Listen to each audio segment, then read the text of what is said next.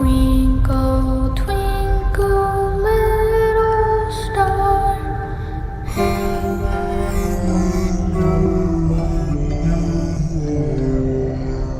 He's alive!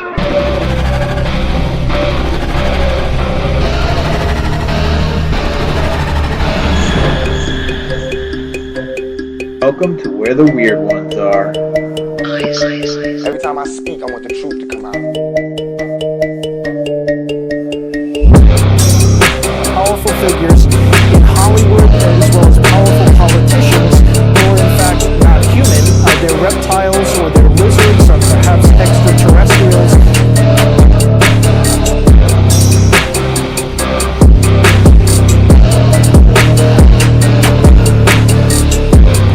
I don't think it is a human. I think it's a Sasquatch.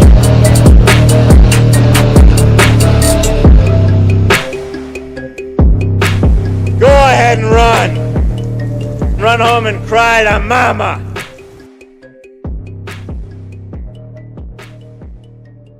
Let's get weird. What's up, you fucking weirdos? Welcome to another episode of Where the Weird Ones Are. My name is Kevin, but you probably already knew that, and if you didn't, now you do.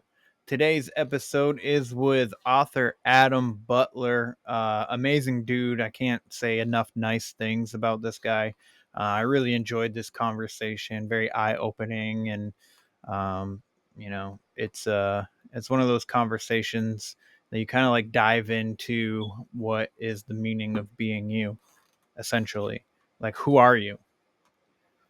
What are you meant for? What are you here to do? What lessons do you need to learn? And it's I think we ask ourselves a lot. I think a lot of us are really hard on ourselves, honestly. Obviously I talk about it all the time. I'm extremely hard on myself.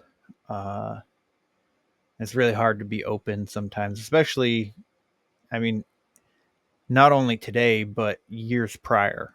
It's always, especially for grown men, I should say.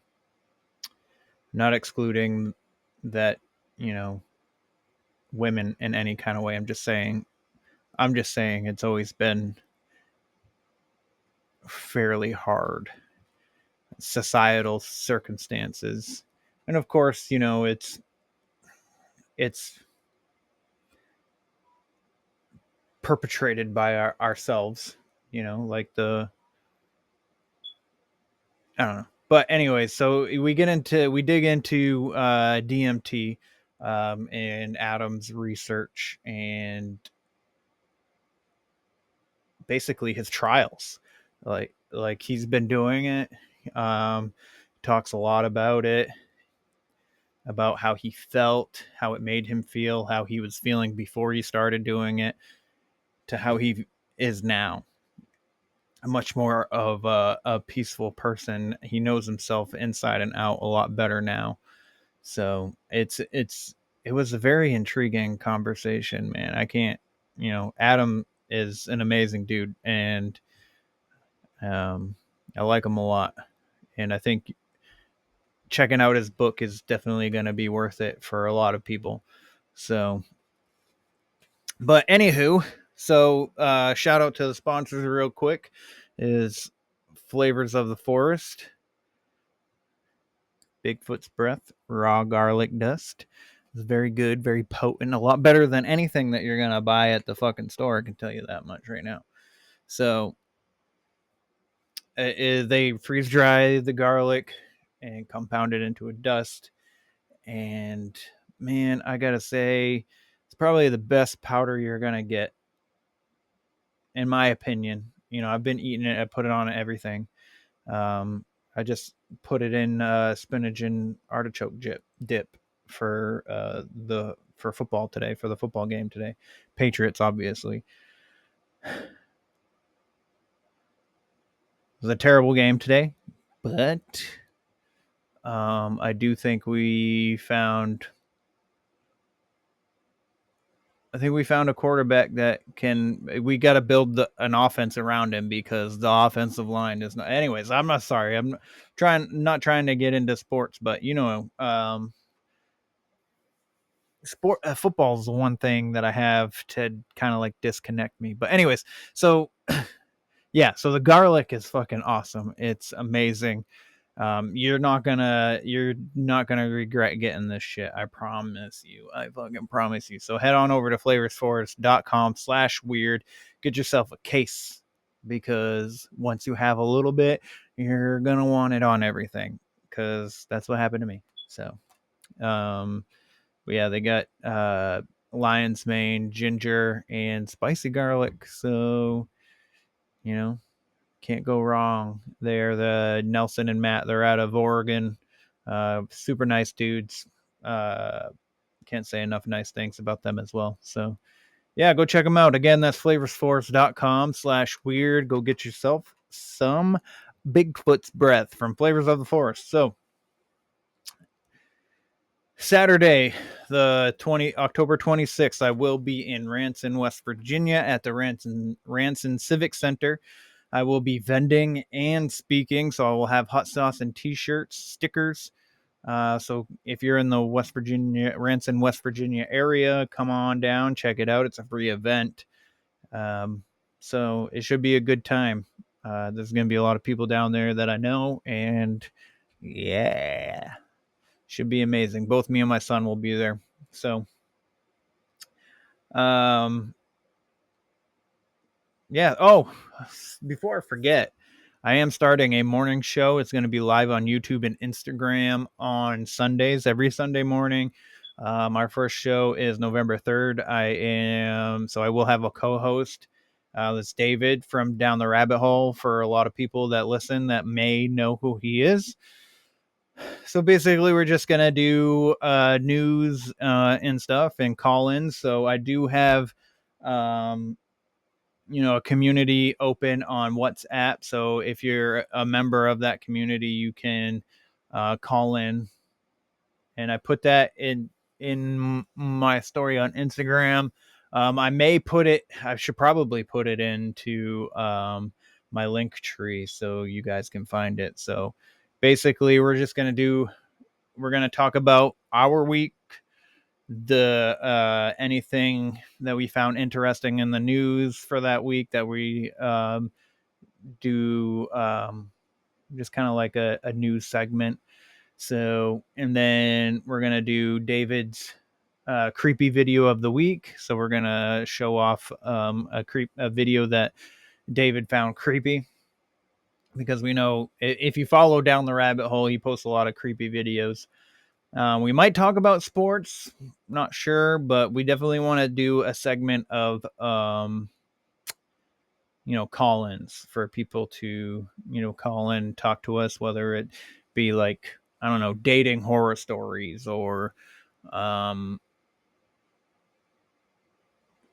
don't know, anything really. It could be personal encounters, whether it's just like one short story, or if you want to just call in and say hi, simple as that. So probably take, depending on how many people are trying to call in that day, probably, and depending on the stories and stuff. So if one person comes through and their story is really long, then we'll probably only do one and maybe two. But it's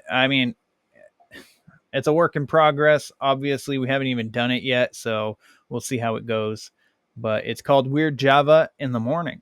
So it should be good. Yeah.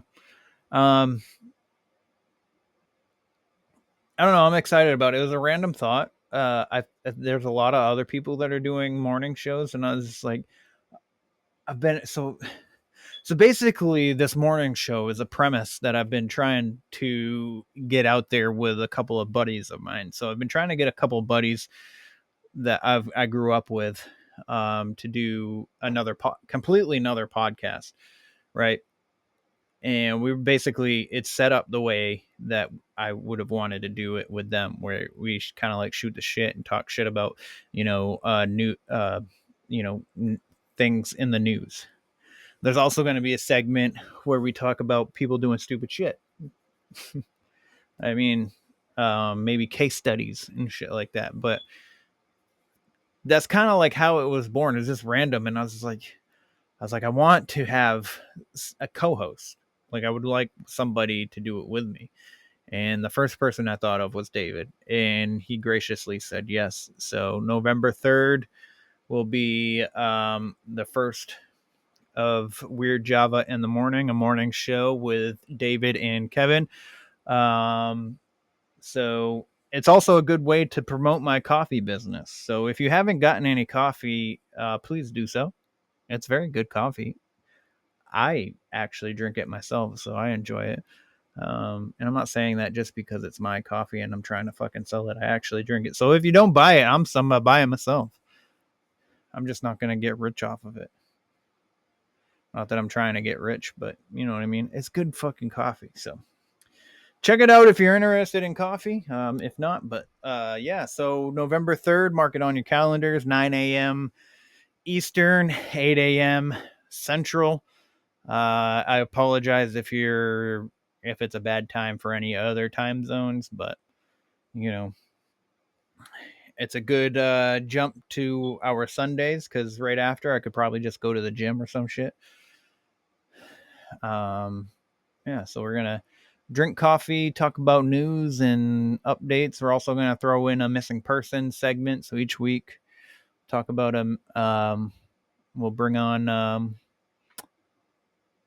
Rachel from Like Mother Like Murder. She's gonna send us updates on missing person cases. So we'll throw that in there as well. So yeah. Join the Weird Java in the Morning community on WhatsApp. If you can't find it on WhatsApp, just email me where the weird ones are at gmail.com. I'll send you the link. No problem. I might actually, I'll probably put the link in the description today. So you can just click on that link if you're interested in checking out the live on Sunday mornings. That is if you're up that early. If not, you can always check it out another time. But if you're going to be checking it out at the time that we're recording, and you're interested in calling in, WhatsApp will definitely be a good way to do that. So basically my phone will be right here. If somebody calls in, we'll just be on speaker and we'll listen to you through my microphone. So I think that's about it for updates. The more I learn about how I'm doing Weird Java in the Morning, I'll let you guys know. But I think that pretty much covers it for the most part. But yeah, again, today's episode was amazing. I really enjoyed talking to Adam. You know, he has a lot to offer in this DMT realm, this realm of therapy, getting to know yourself, and just kind of like being one with yourself, being comfortable with yourself. So yeah, I'm glad that he is out there staying weird, just like the rest of us. So. But if you like today's episode, please like, follow, share, subscribe, leave a rating and review. I'd greatly appreciate it.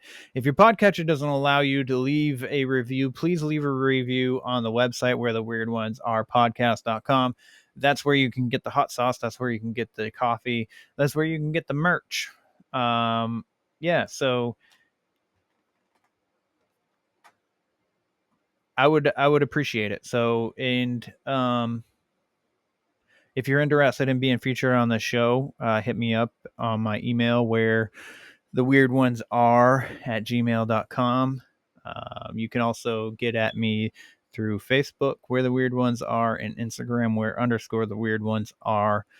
Also, if you're interested in supporting me other than like, follow, sharing, subscribing, ratings, and reviews, you can find me on Patreon, Weirdos Only, $5 a month. You get a free coffee mug and you get early access to the show, and you get access to story time. And you can check out Conspiracy Tuesdays live. So every time I do a Conspiracy Tuesday, you can be in the audience while we're recording. So you'll be able to ask questions as we're recording and stuff like that. So that's how I'm going to do that. So other than that, here, if you're finding, if you have any kind of mental distress, anything like that, depression, anxiety, I implore you to dial 988 here in the U.S. The 988 is a suicide prevention hotline.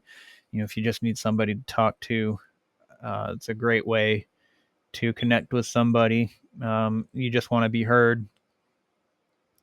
There are people there that are trained to, deal with these kind of circumstances. So, and they're there to listen. They really are. So I would greatly appreciate it for you to stay another day.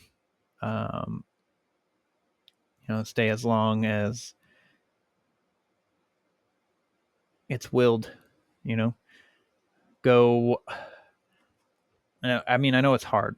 Like I said in the beginning, we're all really hard on ourselves. I'm hard on myself. I mean, I'm sure if you guys have been listening for a while, you know that, and I'm really working hard on not being that way. But it's a work in progress. So I just hope you stick around, man. I'm happy you exist. I'm happy you're here listening. Like that's my main thing, man. Like the fact that you're here giving me your ear is it means the world to me, honestly.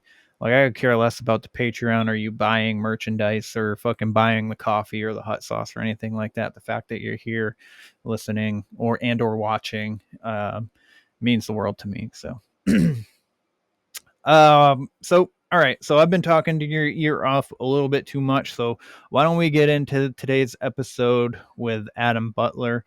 I think you guys will enjoy it, so let me know if you do. Let me know if you don't. If you're easily offended, it sucks to suck, I guess. I mean, I don't know, but just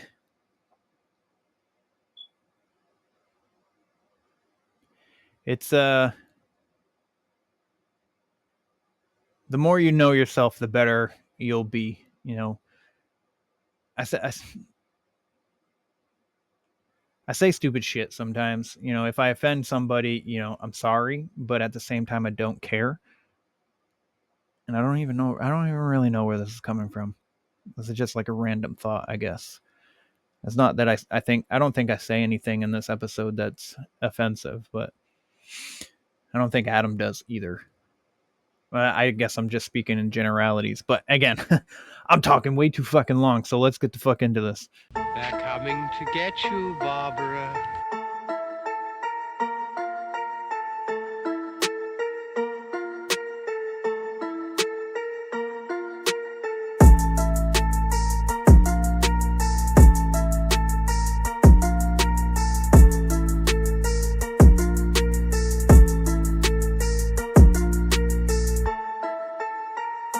Let's get weird. Let's get weird. Let's get weird. Let's get weird.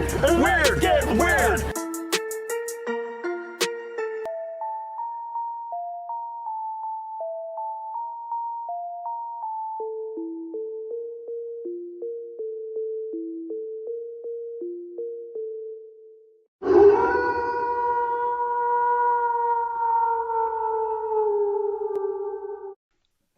Hello, we are Rachel and Heather, the hosts of Like Mother, Like Murder podcast.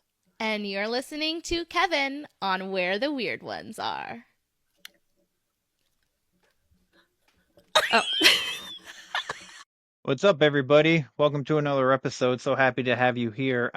Today, I have author Adam Butler, and it's going to be an interesting conversation. If you know anything about him or about his book, you should know it should be fairly interesting. So, Adam, if you don't mind letting the good people know, a little bit about yourself and, where they can find you and find your book. Sure. Well, thanks for having me, and thanks for staying weird yourself. And I guess if anybody knows anything about life, they know how fucked up and weird it is. But Oh, yeah. I guess what brought me to podcasts like yours and writing that book is just trying to help people like we discussed. So the book is Butler's DMT Field Guide, and that was written because psychedelics, shrooms and DMT, but in particular DMT, really helped save my life. And I don't say that with any lightness. I was in a really, really bad place, and kind of blasted all the plaque away. So the past 2 years or so, I've been promoting the book, trying to help people, trying to spread the message. So I'm on Instagram and shit like that. But really, it's talking to people like you that I'm trying to get the message out through. So again, thank you. Yeah, man. Thanks for being here.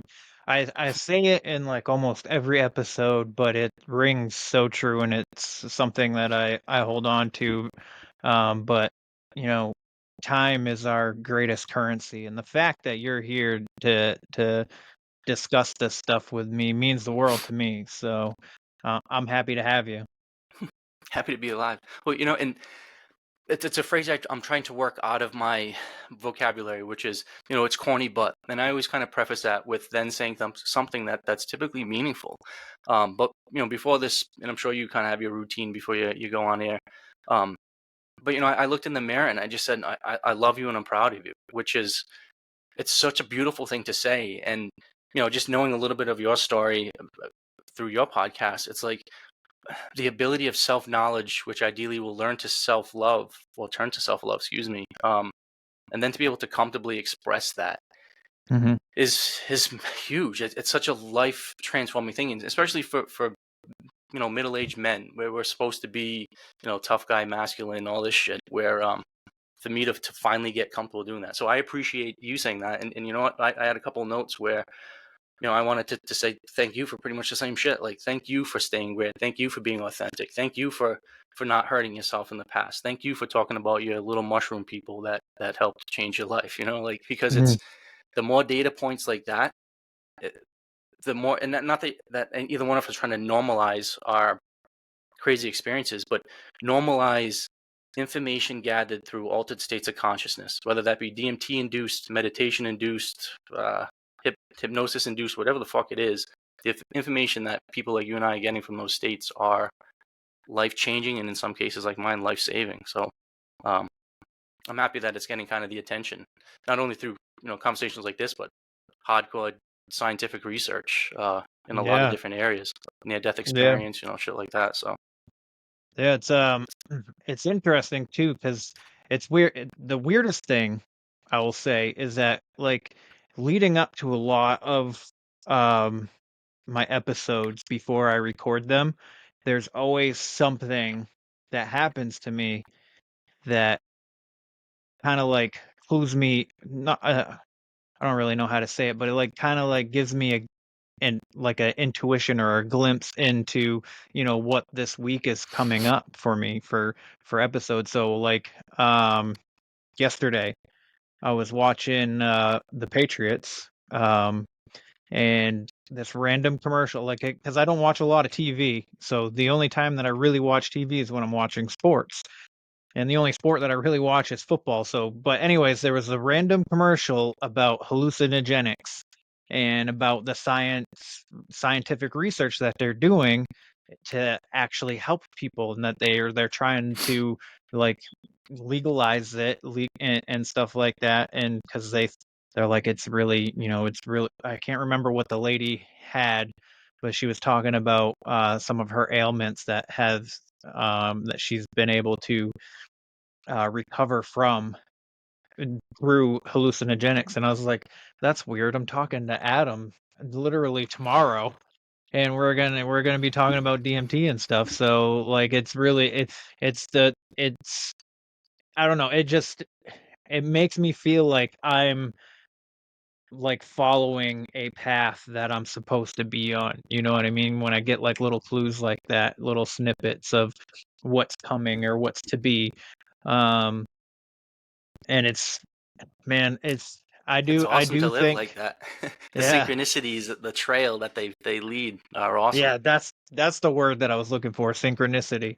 Um, and it's been a lot of fun, man. It's been a lot of fun. I've, I've sometimes I get like this imposter syndrome kind of thing where I'm like, man, I don't know if I'm supposed to be the one having these conversations. Maybe I'm not, I don't think I'm doing good enough. And, it's like you said, man, it's really hard to be nice to ourselves.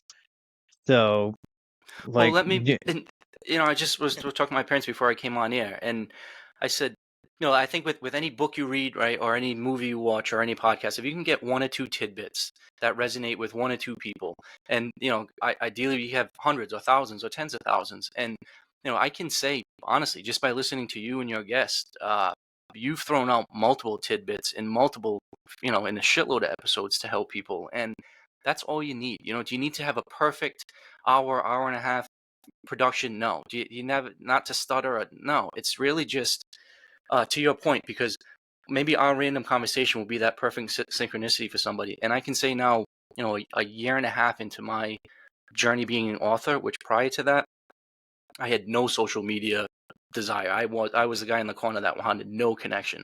Where now I can say I've gotten the emails, the personal phone calls, the text that have said as much, that you said mhm. exactly what I needed to hear when I needed to hear it. And it's like that's all I need to move forward. And if you need a data point for you to keep moving forward, now it because it's the funny, gnarly looking guys like us with New England accents that will say "fuck you," but will also hug you. That it's important to get that perspective, as well as you mentioned the studies went on. So like in New England, we've got like John Hopkins University, and Yep. you've got these lab coat doctors and these really people that have been professional academic people for 20, 30 years, and it's really important to get their perspective. But it's also really important to get the experiential, like, I've on the ground, wrestled my demons, used psychedelics to expand my mind, and now here we are. And it's important to get that out too. Yeah, absolutely. Absolutely. Well, if you don't mind, letting let's start where your life was going and how got into this path. So, and I write this in my book, how I try to be brief with it, because I don't want to sensationalize any personal aspect of it, because I think honestly, and I Yeah. just turned 44, we're all going to go through our assortment of shit. We're all going to have our midlife crisis, our pre-midlife crisis, we're going to have our heartbreaks, we're going to have our disappointments. So I'm certainly not unique in that. I mentioned a lot of my background and upbringing, kind of because I really was raised with a silver spoon, and I had every advantage. And I kind of want to bring it from that perspective of how damaging you can be to yourself. Not this woe is me, like, oh man, like the world did me wrong. No. So I was the rich kid from New England. I had money, gifted to me when I was young. I had 8 years of college. I owned multiple houses, great businesses. I was banking money. Um, I had everything on paper. But at 40 years old, I was, bad alcoholic. I was 40 pounds overweight. At that point, I just got a restraining order and kicked out of my house. Got my relationship and my life completely ripped away. And in hindsight, I can say it was all part of this plan, and I owe everybody forgiveness for all the people that I damaged and hurt. There's no animosity towards anybody or any woman, but I went through several heartbreaks, several kind of births. I quit my high paying job where I was making 180 grand a year, and then I got an even better job making even more, doing amazing work. But then some guy fucked me over, and I threatened to kill him, which that was like the culmination of, like, so I threatened to kill this guy, and he looked at me and he was like, yeah, well, fuck you, I'll kill you. And it got really serious really quick. And I'm kind of combining a bunch of stories here because there was this whirlwind of shit that happened. But at that point, that happened on a Sunday. And that Monday morning, I woke up and I was like, fuck it, I'm driving to California to hug a redwood tree. And I knew I'd lost my job because that guy was work related. I knew I'd lost where I was living because it was kind of associated with a partner of that company. Mhm. I had money in the bank, So I just said, fuck it, I'm out. And I took like a year and a half and just traveled the country. And I just slept in my car. I camped out. I went to hotels and shit like that. But all along that personal, and spiritual journey, I did shrooms and a shitload of DMT to try to kind of figure everything out. And I had to do a lot of demon work, a lot of shadow work. And again, for people that have lost loved ones to suicide, and it's kind of a touchy subject to be like, oh yeah, I attempted suicide or I was suicidal. I was fucking right there, and it wasn't like, oh, I had a bad day and today's the day because something bad happened. I took weeks and months to rationalize and decide, do I want to be on this planet? It's my decision to make. How, if I am going to end it, how am I going to do all this? And through the clarity I gained through the use of psychedelics and some really hard work, I came out with, yes, now a pile of shit in my life that I needed to rebuild. But I can say now, 2.5 years into it or so, I am the happiest, most content, most blissful, most just happy being that I've ever been, where I don't have any of the material wealth, none of the money, none of the clout, none of the titles, none of that shit. But I have my sense of self, and I have this amazing group of people around me, and I have a sense of purpose, which is what, like we were discussing earlier, just is share our story and try to help people understand just how crazy and fucked up this world is. And I just happen to use DMT as my kind of cheat to get through that veil really quick, including meditation, including breath work, including tantric sex, including all of that type of stuff. But DMT, and I'm sure we'll get into the particulars of why it's unique and important, but DMT is a natural plant-based medicine that's also endogenous, produced in your own body, is something it's a powerful molecule. So, I mean, that's what prompted me to write the book, knowing that there was a lot of great literature out there, but if I could maybe make it more accessible for these other, and then start asking the questions and getting into the further research. But I wanted to kind of bring my personal perspective of burning everything to the ground and then rebuilding with a new perspective. And maybe people don't have to burn everything to the ground like I did. Yeah. I think it's Don't threaten to kill people. Yeah. I think it's interesting how we have to fall apart. Like we have to fall down in order to get up. You know what I mean? It's really interesting, and that's a lot of our stories, is that we were so far down, and now we just built ourselves back up, and in a new kind of way. Now I think with your book, it's really good because you're not saying that everybody should do it, and you're not saying that you should do it. You're just saying, this has helped me. This is how I did it. This is the recipe I use. And now, if you are going to do it, maybe have somebody to help, and don't just go freaking nuts with it. Like, just maybe a little bit here, maybe a little bit there. Like, you know what I mean? Like, you explain, like, you don't want to just dive right in. And so I think that's a healthy way to, especially because I believe you state that, like, first off in the first chapter.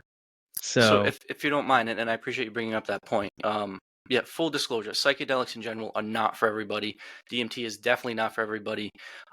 And I mentioned too that when I was first exposed to DMT, and we talk about synchronicities when we first started, DMT seems to fall into people's lives exactly at the time it's needed and kind of when needed. A friend of mine knew that I was going through some shit, and he mentioned that he had access to it and that I could have it if I need it. Once I knew that, I took several months to do as much reading as I possibly could, as much information. So Rick Strassman with the Spirit Molecule, that's probably like the biggest book in the field.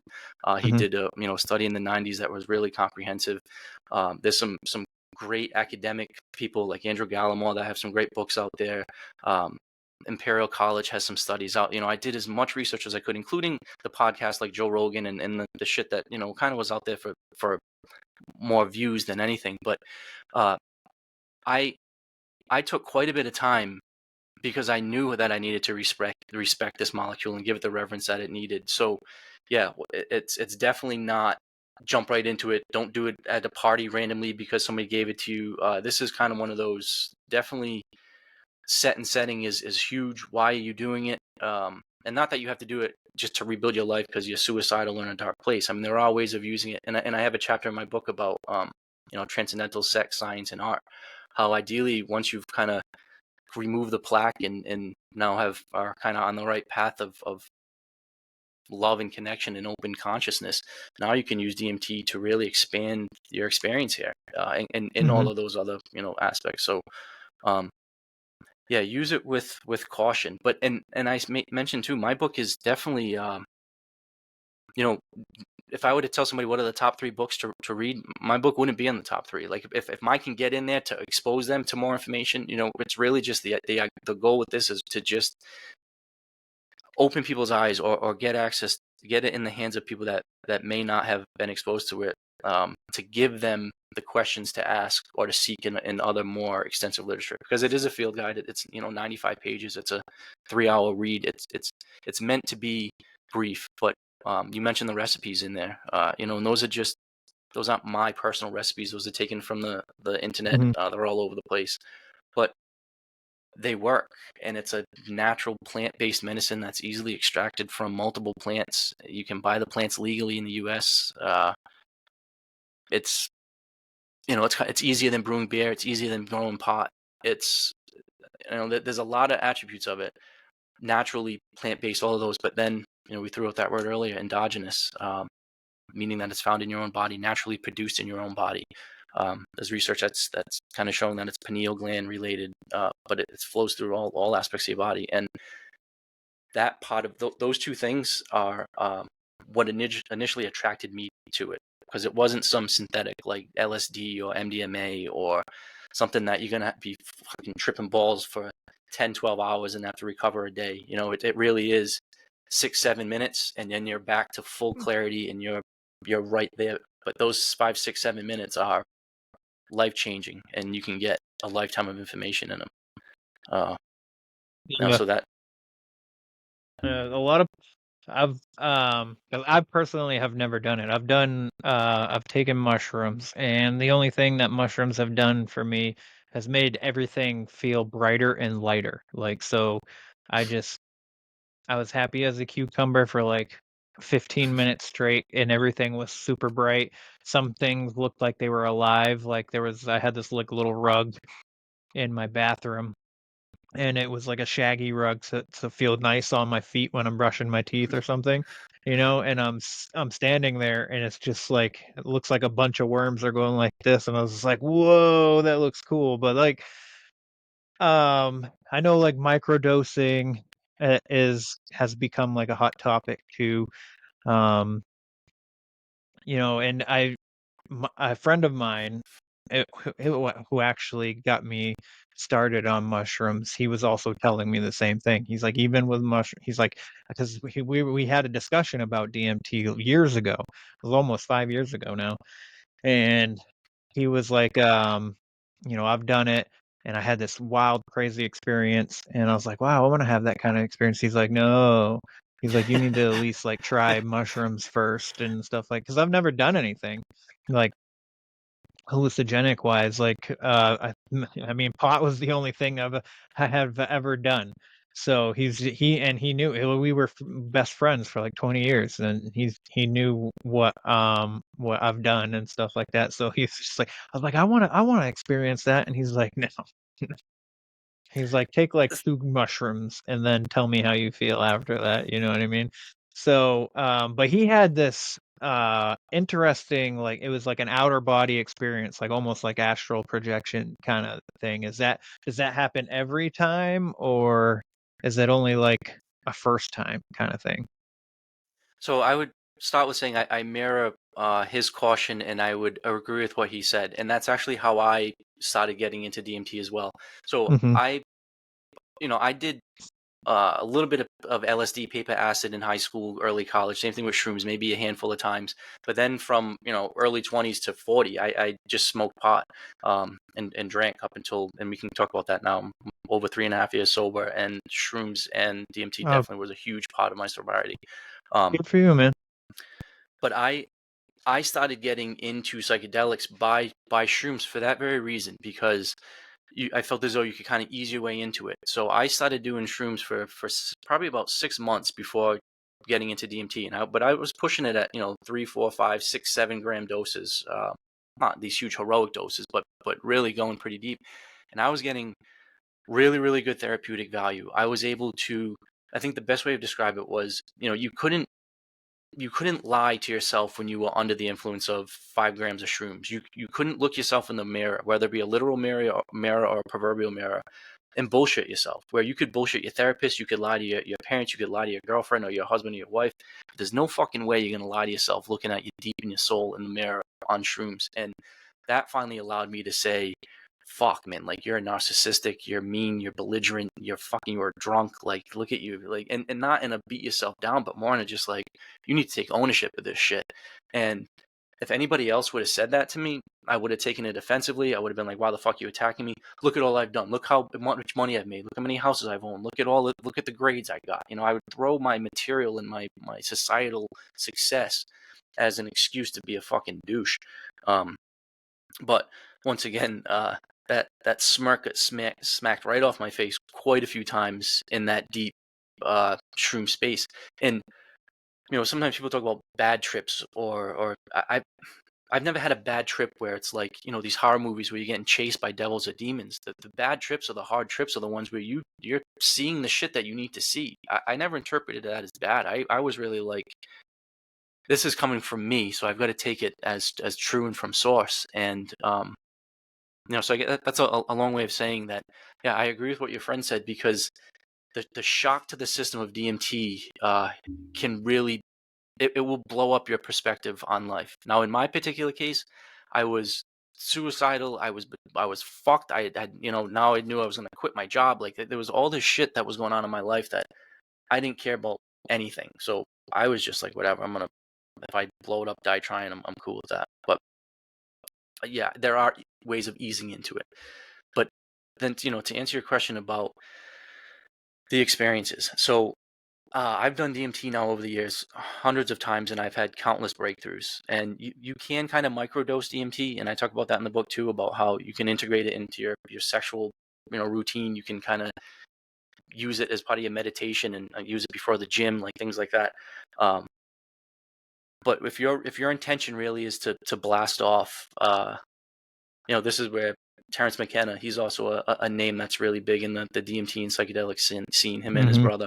But there's, multiple quotes of him saying about how you just gotta, like, once you get there and you're feeling it and it's like, holy fuck, this is amazing. Like, you just gotta take that one more enormous hit. And sometimes it's 3 hits, sometimes it's 5 hits, sometimes it's one if it's packed right and it's massive. But you blast off into to unique realms, dimensions, spaces, but they're all different. Do you have interactions with entities every time? No. Do you have DNA downloads every time? No. Do you interact with aliens? No, every time. I've had all of these experiences, and we can kind of pick through it. Typically, and in my book, not typically, but that first day of DMT, I think maybe is important, because there's a few kind of, I think, takeaways that would be important for anybody that hasn't done it yet, that may be helpful. If you don't mind, would you like me to? Yeah, go ahead. Okay? So I would love that first day that I said I did it. So now this is after months of as much research. This is when I said a good friend told me that I had access to it. So we set up a day, like, all right, this is the day. So we had the perfect place. We had, everybody else left. It was just he and I. I felt very comfortable, and I had pretty much access to as much as I wanted or needed. So that first day, and I mentioned this, that I took about 50 massive hits that first day. And a lot of people are like, no fucking way, that's bullshit. Wow. It was over the course of like an hour and a half, and there were like 7-8 sessions, and each session was like 5, 6, 7, 8 hits. So it wasn't like it was this progression of kind of like, oh fuck. So the first hit, first time ingesting it, was the first thing was an immediate sense of familiarity. The smell, the taste, the sensation in the back of your throat, this weird nasal cavity feeling. It was very, very familiar. Now it tastes weird. It tastes like burnt plastic. It has this weird pungent smell. It made your senses became completely psychedelic and hyper astute instantly. But at the same token, it felt very natural and weird. It wasn't like, oh fuck, I'm being drugged, or this chemical is taking over my body. It felt really just like the veil's being removed or lifted. I'm getting more a truer essence of who I am as a being. And that first hit is as profound as it was to alter your physiological state. It really felt very comfortable and was like, okay, this is where we're going with this. And then that first session I took maybe 3 hits, and I was using a vape pen. Well, it was a rig that you were able to put crystals in. If it was a bowl, it would be tough to take 6 hits, 7 hits, because the lighter even gets whatever. But so that first 3 hits, you're sitting back and all of your senses are going. So, you think about like the Alex Gray type artwork, the spinning mandala effect, and a lot of authors have tried to describe this indescribable sensation that's happening. All I can say is that like all of your normal senses get completely expanded, but then you have a bunch of other kind of senses. There's this weird vibratory hum. There's this like electricity sensation that goes through every cell of your body. But that first session, it was really just like a sensory overload. Like, all right, this is pretty intense. A few minutes later, you come out and I'm kind of like, oh fuck, but no real revelation. But I felt comfortable then pushing it again. So the next time, a little bit further, a little bit intenser sensations, but no epiphany, no revelations, no entities, no beings, no little creatures, no gestures, anything like that. Same thing, third, fourth session. But now I'm kind of like, I really came here for answers, and I needed to get some. I don't know what the fuck. Like, if I wasn't gonna figure shit out, I was gonna go walk into the woods and not come back. And I knew that. My friend knew that, and that was kind of the point of the session. Pushed it again a couple times. I'm getting more information, but still not that breakthrough.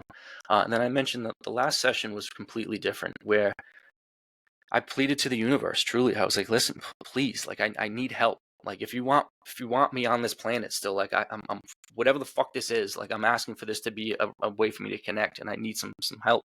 And that last session, I took it was like 7 huge hits, and I held them in, and it was just instantly all of the weird sights and sounds stopped, all of the humming stopped. It was just instantly like quiet, and I was pulled into this just empty space, and I got this just kind of like information download where it wasn't some English speaking voice. It wasn't, and I've had like DNA downloads. I've had weird alien injections. Like we can talk, but like this particular time, it really was just this inner quiet knowing being that in my particular case, basically connected the dots that needed to be connected.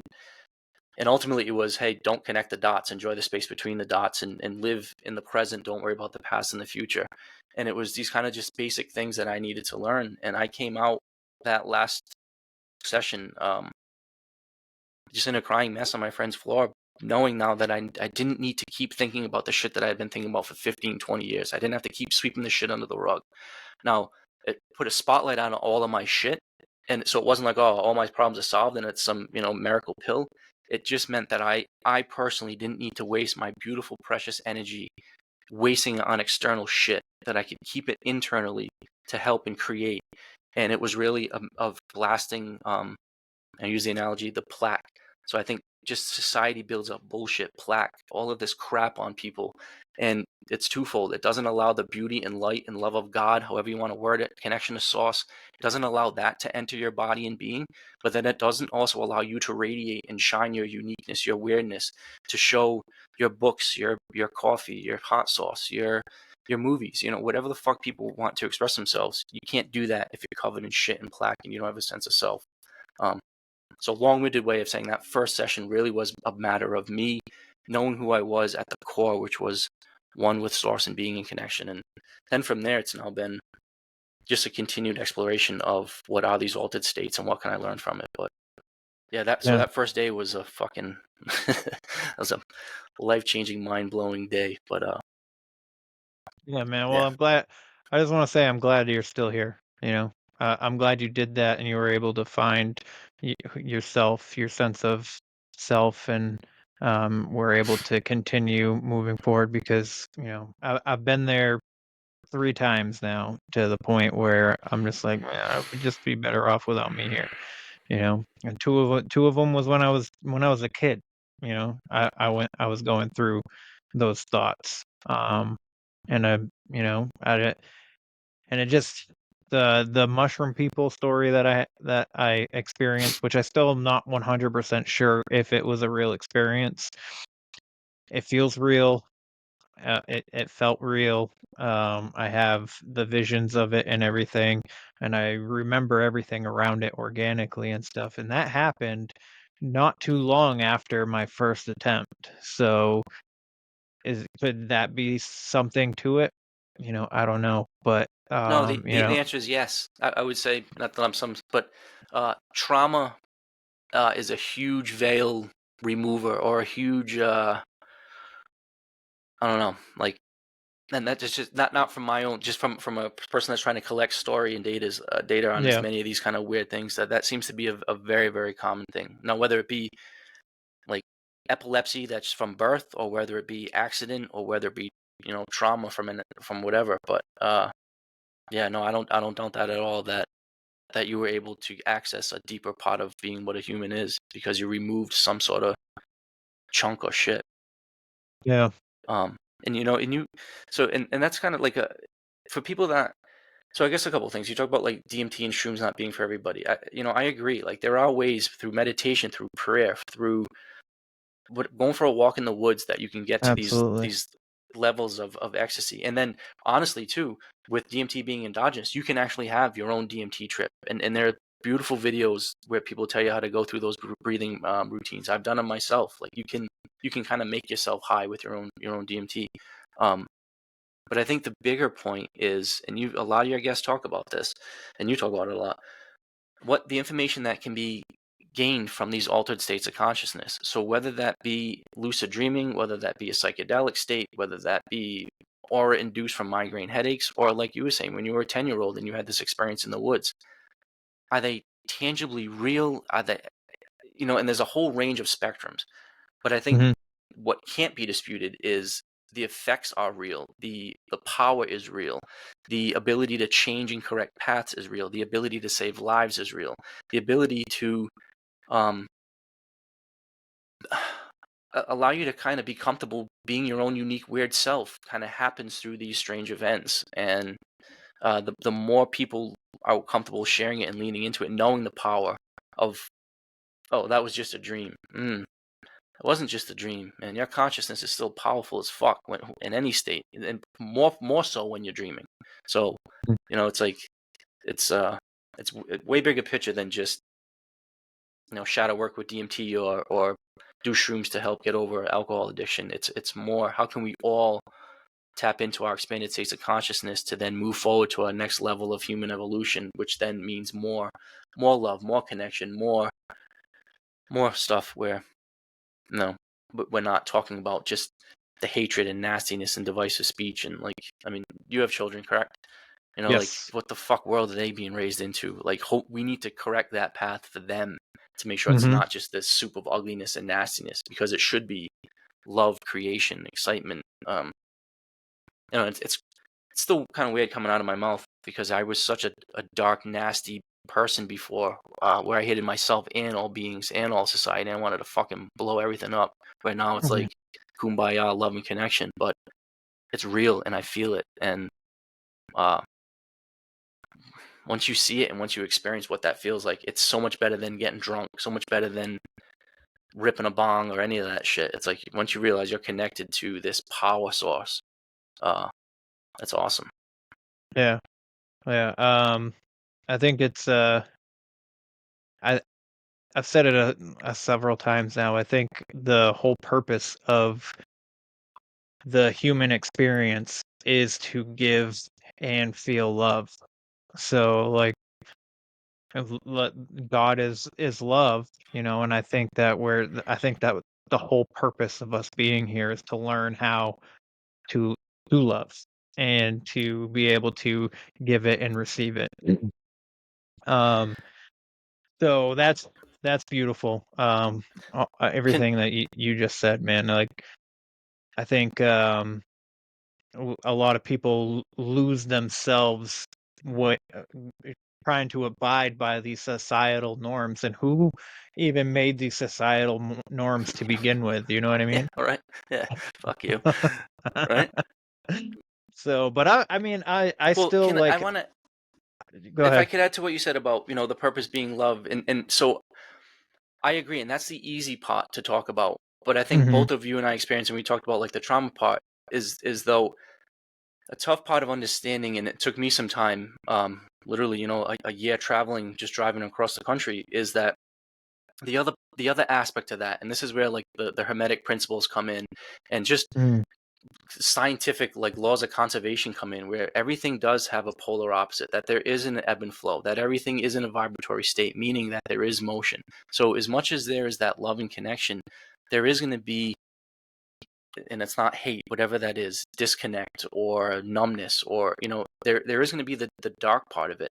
And that's an important part of our journey. And I think what psychedelics too allow you to do is integrate that as a whole. So it's not shoving all of those dark insecurities away. It's not, all of those dark voices in your head that everybody has telling them to shut up and go away. No, it's letting those voices have their voice, let them say what they need to say, but then have the ability to make your own compartments in your brain to put them in the proper perspective. But yeah, it's really easy to talk about the love and the light and the whatever. But 3-4 years ago, if I would have listened to this, I would have been sitting here, 8 beers deep, being like, yeah, fuck you. You have no idea what it's like. You didn't just get blah, blah, blah, blah, blah. And it's so easy for everybody just to list all of the shit. But it's the ability to put that shit into context.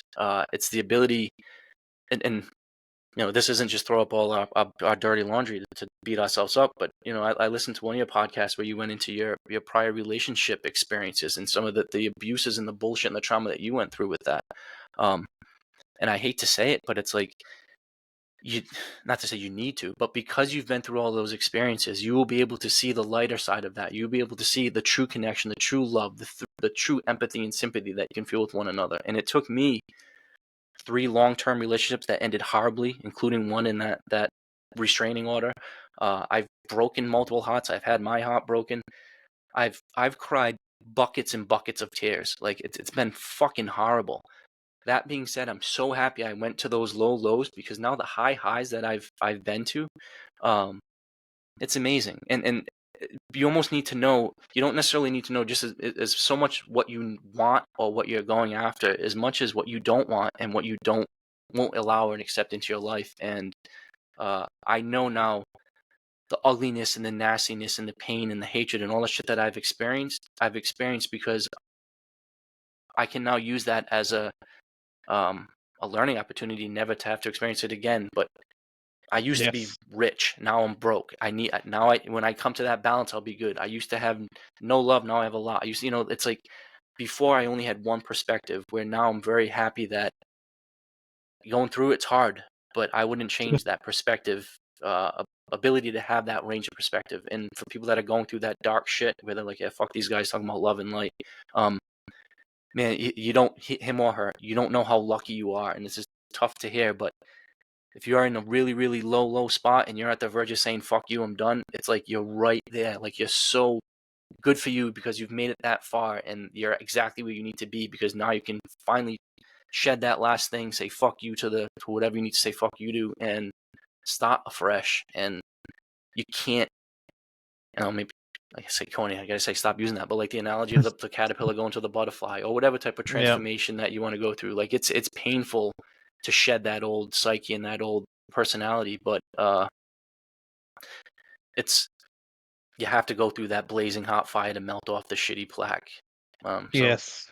I just wanted to put that, yes, love and light, and now both of us, man, let's do our thing and never go back to those dark spaces and leave the world for your kids to be proud of.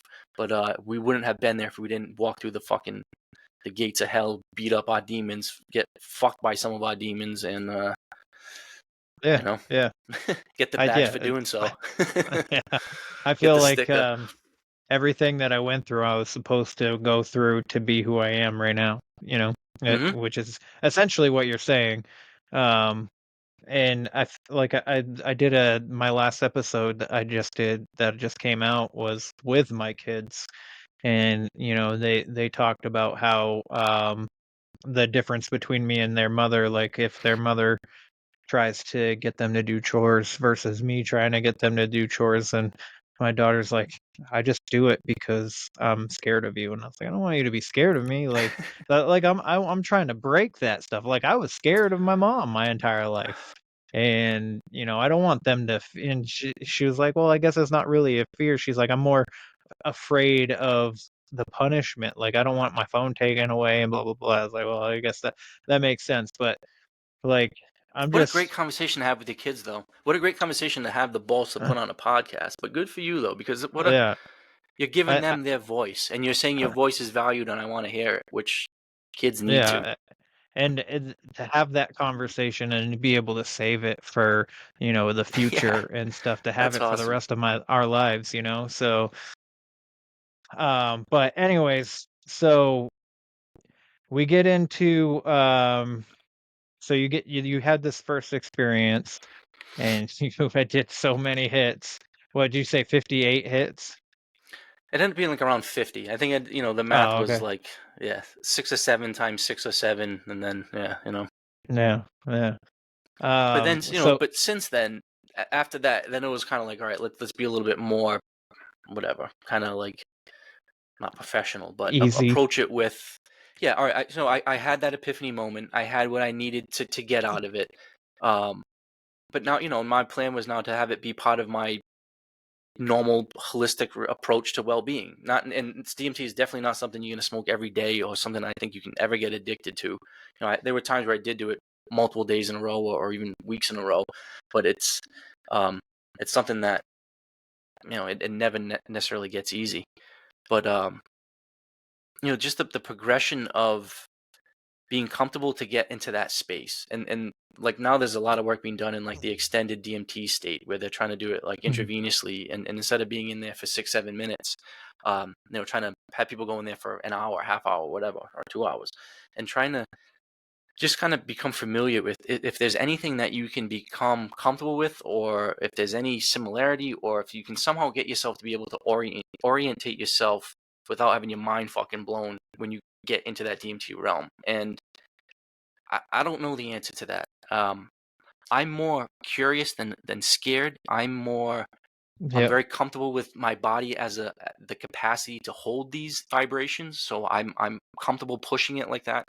I'm not married. I don't have kids. I don't have any businesses anymore. Not to say I don't have any responsibilities, but I'm very comfortable leaning into expanding my consciousness.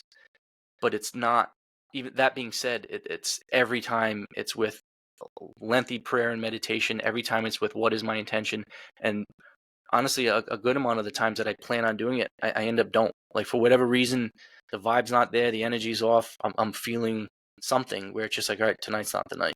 And then sometimes it calls you immediately too, and you kind of, but yeah, it's not something that you're just gonna like become used to doing. But the amount of information that you get from it every time is profound, and sometimes it really is fun. Like, it's like you're going to an arcade and you do have these gestury cartoon type entities where they are truly just busting your balls, and it's fun, and they're showing you all the cool back of the house stuff, and look at this, and look what I can do, and look how I can morph energies. And but then some of it really is more pointed, directed interaction with some sort of consciousness, with multiple consciousnesses. And this is maybe where the Weird Ones audience really was probably more thinking what where we're going. There's a lot of similarity, in my opinion, to these alien encounters, because there's such similarity of being taken to another realm, having loss of loose, you don't feel your body, you actually are interacting with consciousness. Like, there's a lot of weird shit that's happened in my DMT stuff that also relates, I think, a lot to these weird experiences with entities and aliens, including, and I've only talked about it on one other podcast. Actually, I think you had him on, Brad from the Awakened podcast. Did you have him on? Oh yeah, Brad. Yeah. Yeah, he's an He's awesome dude. awesome, His story is fucking dude. awesome too. Yeah. But this was the first time I kind of told him, like, I had my first, what I feel, alien abduction DMT session, where I'm used to explaining the most profound, weird, fucked up shit. I talk about fucking angels and dancing with demons and interacting with my future self. I talk about, like, and it's weird talking about these things, but I always have a way of, I think, trying to describe it as accurately as I can. Where I had an interaction a few weeks ago that was still don't quote know where to put it. I got out of my DMT session, and for hours I was just like, oh my god, oh fuck, oh fuck, oh my god, oh my god, oh fuck, oh fuck. And I don't say oh my god or oh fuck very easily anymore, and I did it for hours because it was just like, how do I even fucking process that?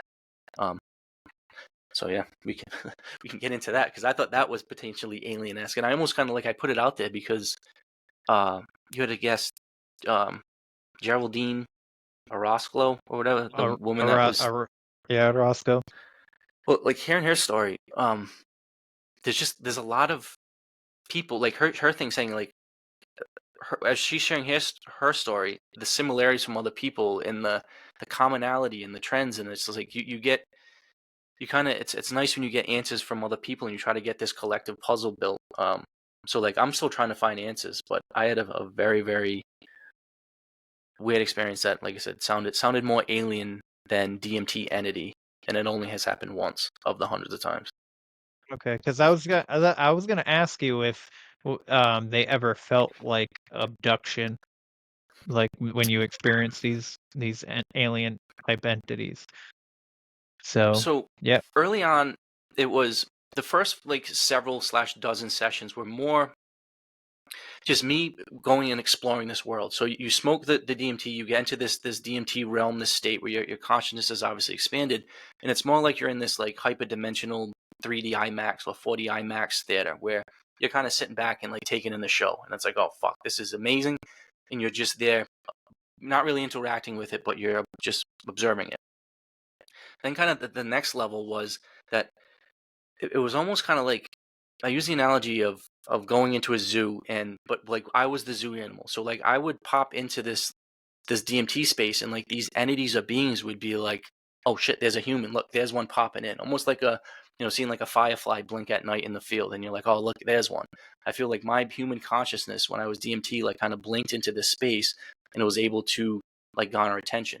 That kind of morphed into when I started doing it, they were very aware that I was coming. They were welcoming me there. They were like, fuck yeah, Adam's back. They were showing me their friends. They were showing me their kids, showing me like all this weird type of interactions.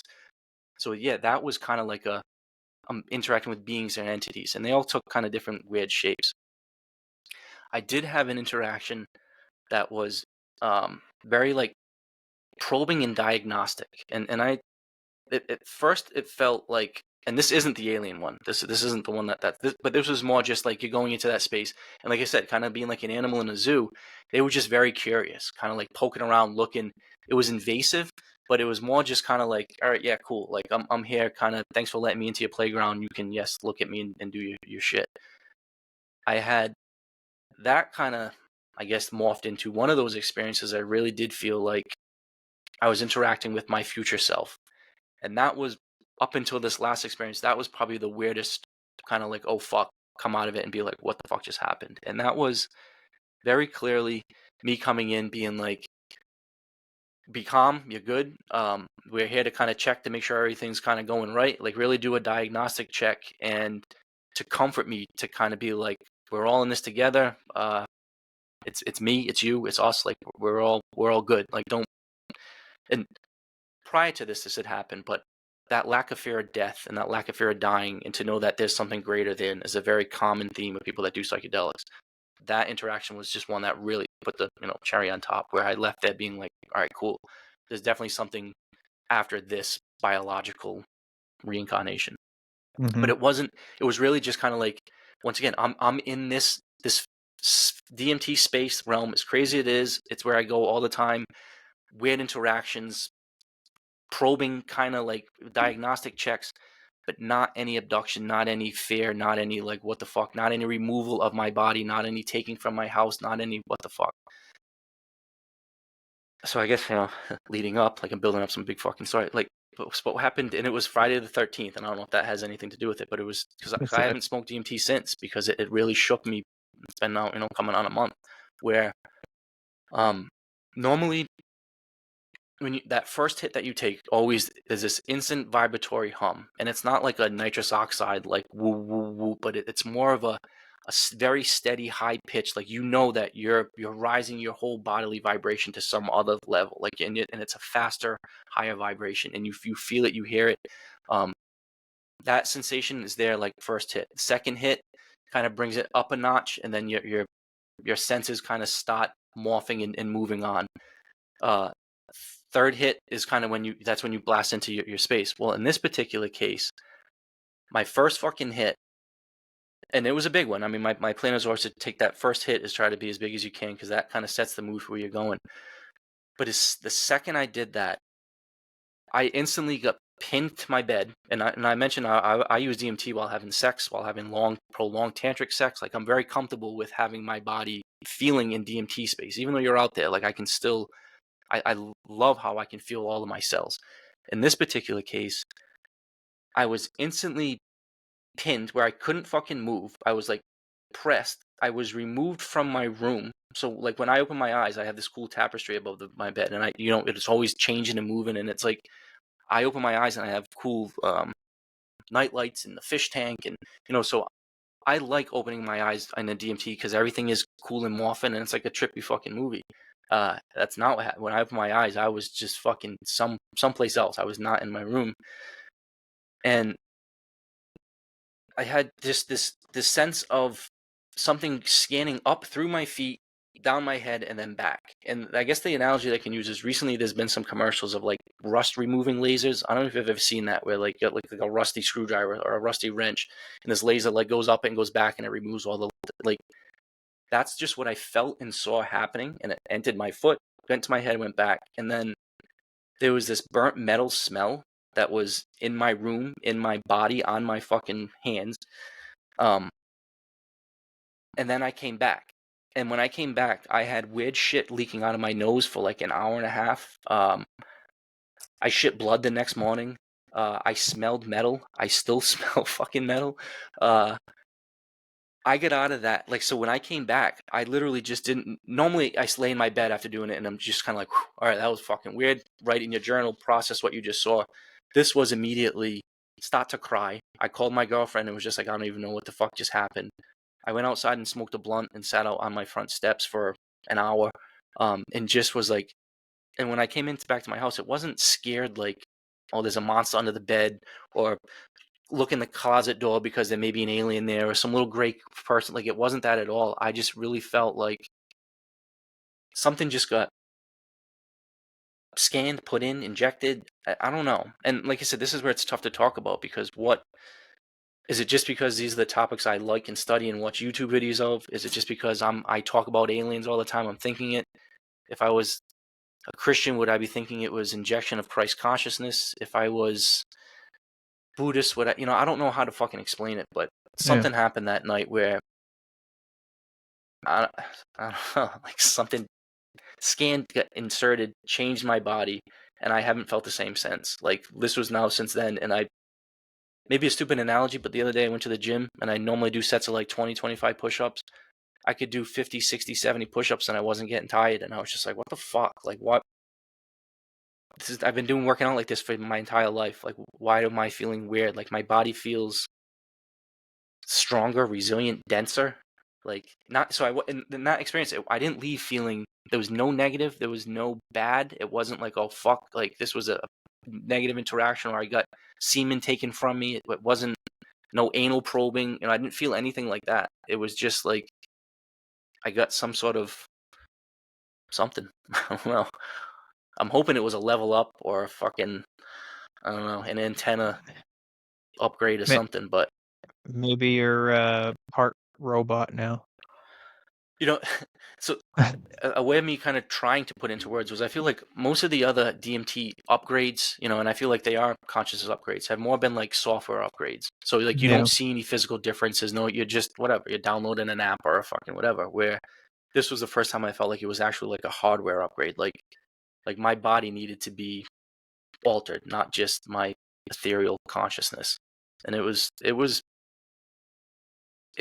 odd because I don't like being restricted in any way. Like, I'm a very peaceful person, but I don't like being like, don't put me in a corner, don't tell me I can't go anywhere, don't fucking, like, don't make me so I can't move or restrict where I want to go. And it was the first time ever. Like, I've never been restricted by a guy or girl or police, like, it was the first time I've ever been restricted where I couldn't move. And that was the only thing that kind of like freaked me out. Yeah. Because I had no control. I would have freaked out too, honestly. Do you think so? There's been a lot of. Was it sleep paralysis induced by a hardcore DMT? Was it just my own, like, and that's why I propose it as I don't fucking know, but it was different from the other 300 times I've done DMT. I wonder. So there's always there's the dark that is accompanied with the light. So wherever you have light, there's always dark. Wherever there's dark, there's always light. And I wonder if, like, you didn't see entities, you were just stuck, right? I was stuck in with the way my head was positioned. All I could see was the so, laser and it thing. wasn't like the moving, shaping, like mandala effect where if you open your eyes and when you're deep into DMT, everything is moving and morphing and twisting and it's beautiful. This was just a steady, like, blue plaid, kind of like just a wall. I was in a walled area. It wasn't moving. It wasn't shifting. It was just blue. That's super interesting. That sounds like an abduction, but well, because how I like to describe the beauty of DMT is that, if we normally have our normal 5 waking or walking senses, right? And if they're normally at max dialed up to a 10, when you do DMT, those senses are dialed up to 100, a million. Like, I mean, they're so expanded. But then you have 5, 10, 15, 20 other senses. And I don't think there's necessarily names for them. I'm trying to figure out what the fuck they are myself. But you're so much more connected, so much more data inputs. That's where a lot of like Rick Strassman's volunteers were saying that it's more real than real. And I think it's because if you normally go into any 7-minute scenario and you're taking out 100 data points in your normal waking state, you do it in DMT and you're coming out with 1 million data points. Of course it's more real than real. You have that much more meat to put on it to make it seem real. Where that's the beauty of DMT is you're just taking the veil off. You're removing all of the restrictions of being a human, and you're able to see who you truly are as a source. This particular case, it was the opposite. It was, you got nothing. You're not in control of any, like, so going from 5 senses to 100, this went from having 5 senses to 0. It was just kind of like, nope, you're just fucking there. And like I said, the only sensation I had was that heated metallic hot scan that went from foot to head and then back to foot. And then oddly enough, like, my feet were hot for a long time after that. And once again, I don't know if it's all in my fucking psyche because I'm a weird dude that can do weird shit with my brain, but it was, like I said, it's the only topic right now. Like, I'll talk about anything, the rawness of, whatever, fucking. But that's one thing. It's tough because I don't quite know where to put it. And but it was a positive experience, even though it was really, really challenging to try to put into what box that goes into. Right. I mean, you seem to have come out the other side on, like you said, almost like a body upgrade, kind of. I kind of wonder if there was like a unlocking of your nerves. You know what I mean? Like, does that make sense? Yeah. No, I do. So I'm hoping like that's kind of what it is, or yeah, and you hear like my girlfriend actually had an experience very similar to another guy, Mike Masters is his name. He's been doing a bunch of shows talking about his anthropology and like how future humans are probably us, but he gets into the story about how he had an interaction where he basically felt things were inserted in his brain, like three secrets that would be told to him in the future. Like, my girlfriend had a very vivid experience where like a black box was inserted in her brain. She doesn't know what's in it or what it was for, but it was a very distinct, like, you're gonna need this for something. I'd like to think, so in basic terms, and it seems like whether you're a psychic, a physicist, somebody like myself, somebody like yourself, it kind of all, people always kind of break it down to, this is all vibration, this is all energy. And I think that's true, whether it be at the quantum level or at the greatest cosmic level. Everything is a vibratory frequency and is constantly moving. That being said, our bodies and our brains and all of our senses are, in essence, antennas that pick that up. Can those antennas be tweaked? Absolutely. Do people have different antenna sensitivities? Absolutely. And that's where the study of, like these savants that have amazing abilities, or people that are retarded in the best sense of the word in other ways, but are hyper in other ways, or psychic mediums, or people like that can see ghosts or interact with entities. I take those stories very, very seriously because I know I've had them, and I know very serious people that have nothing to gain by sharing them are finally opening up. And I guess that's the cool question, and it's an open question. Even the smartest people are still like, yeah, I still don't fucking know what is that subconscious, that ether, that energy source, that point zero energy, that all of this stuff that people are trying to put words to. I could use my own kind of psychedelic words, but I think when you do DMT, you're tapping into that source, that 0 point, that Sure. your antenna is able to receive such higher vibration frequency, and that is way closer to the original source than dumbed down 2024 fucking United States horse shit. I haven't owned a TV in 25 years. I don't read newspapers. I read books, and I very selectively listen to podcasts. But I know there's a lot of shit that's just For sure. force fed off fucking people. But that's why I think there is a shift, though, because it's not like, oh, it's just me and Kevin, or he's got 3 or 4 guests on. It's like there's a big body of people and research and data points that are proving that we're not fucking nuts. We experienced what we experienced. Can I bring you there and show you that person? Maybe not. Well, maybe we can. Who knows? But I know it's real. Yeah. As real as it can get.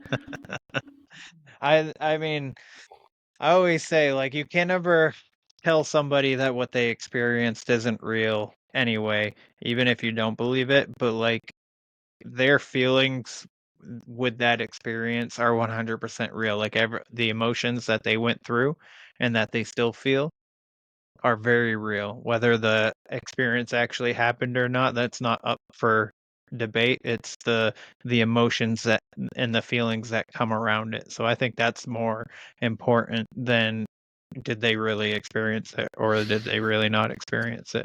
But was that like, would you say that felt more negative, that experience, or just because you couldn't move?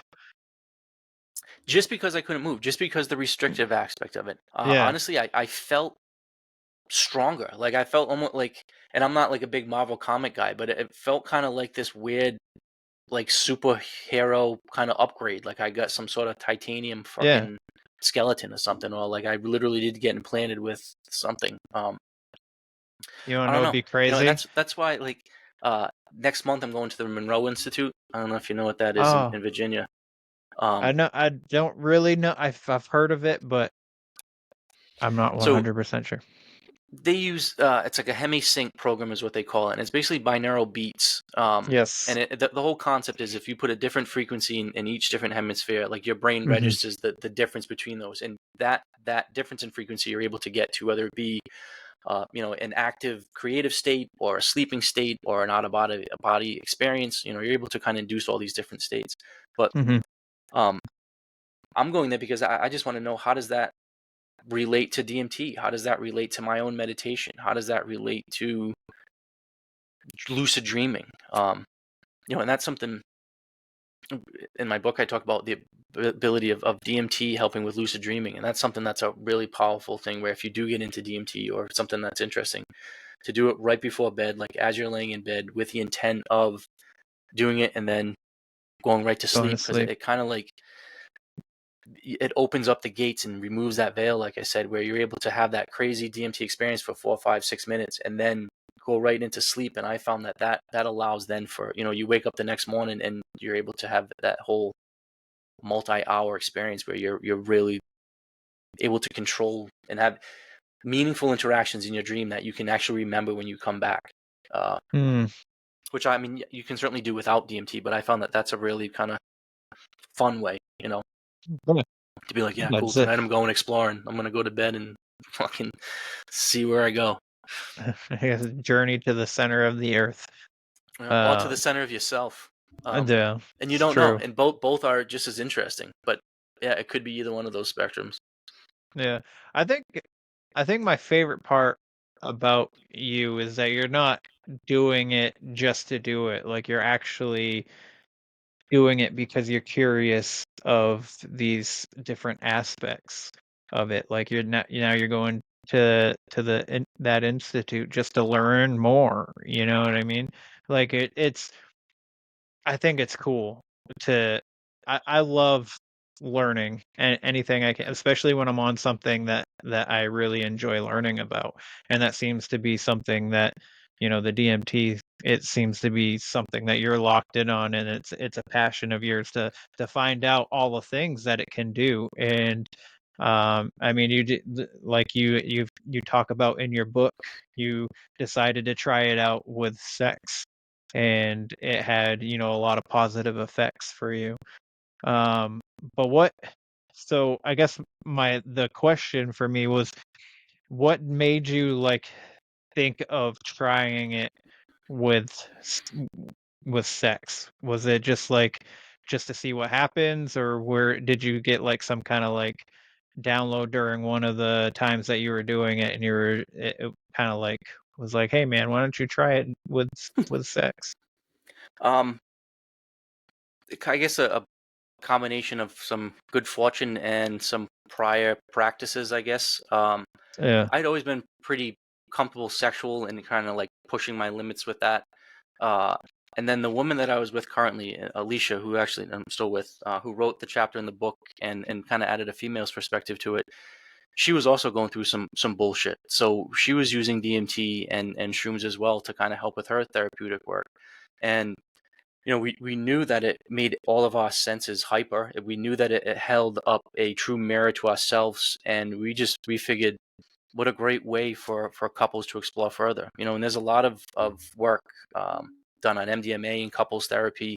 There's psychedelic use in fostering enriching relationships is certainly not new. Mhm. But we were like, fuck it, we're gonna take it to this level, because her and I would have these pretty intense kind of like sessions, and the plan was, yeah, let's just the fuck, if it's great without DMT, it's going to be absolutely ecstatic with DMT, and it is, and that's why I write about it. But I do like it, again, setting and intention is massive anytime you're doing psychedelics, especially if you're trying to be intimate sexually. And I write some embarrassing things about my first kind of interaction, but that it's not You all just did. like, oh yeah, it was fucking great, man, I was like Superman and I railed it for hours.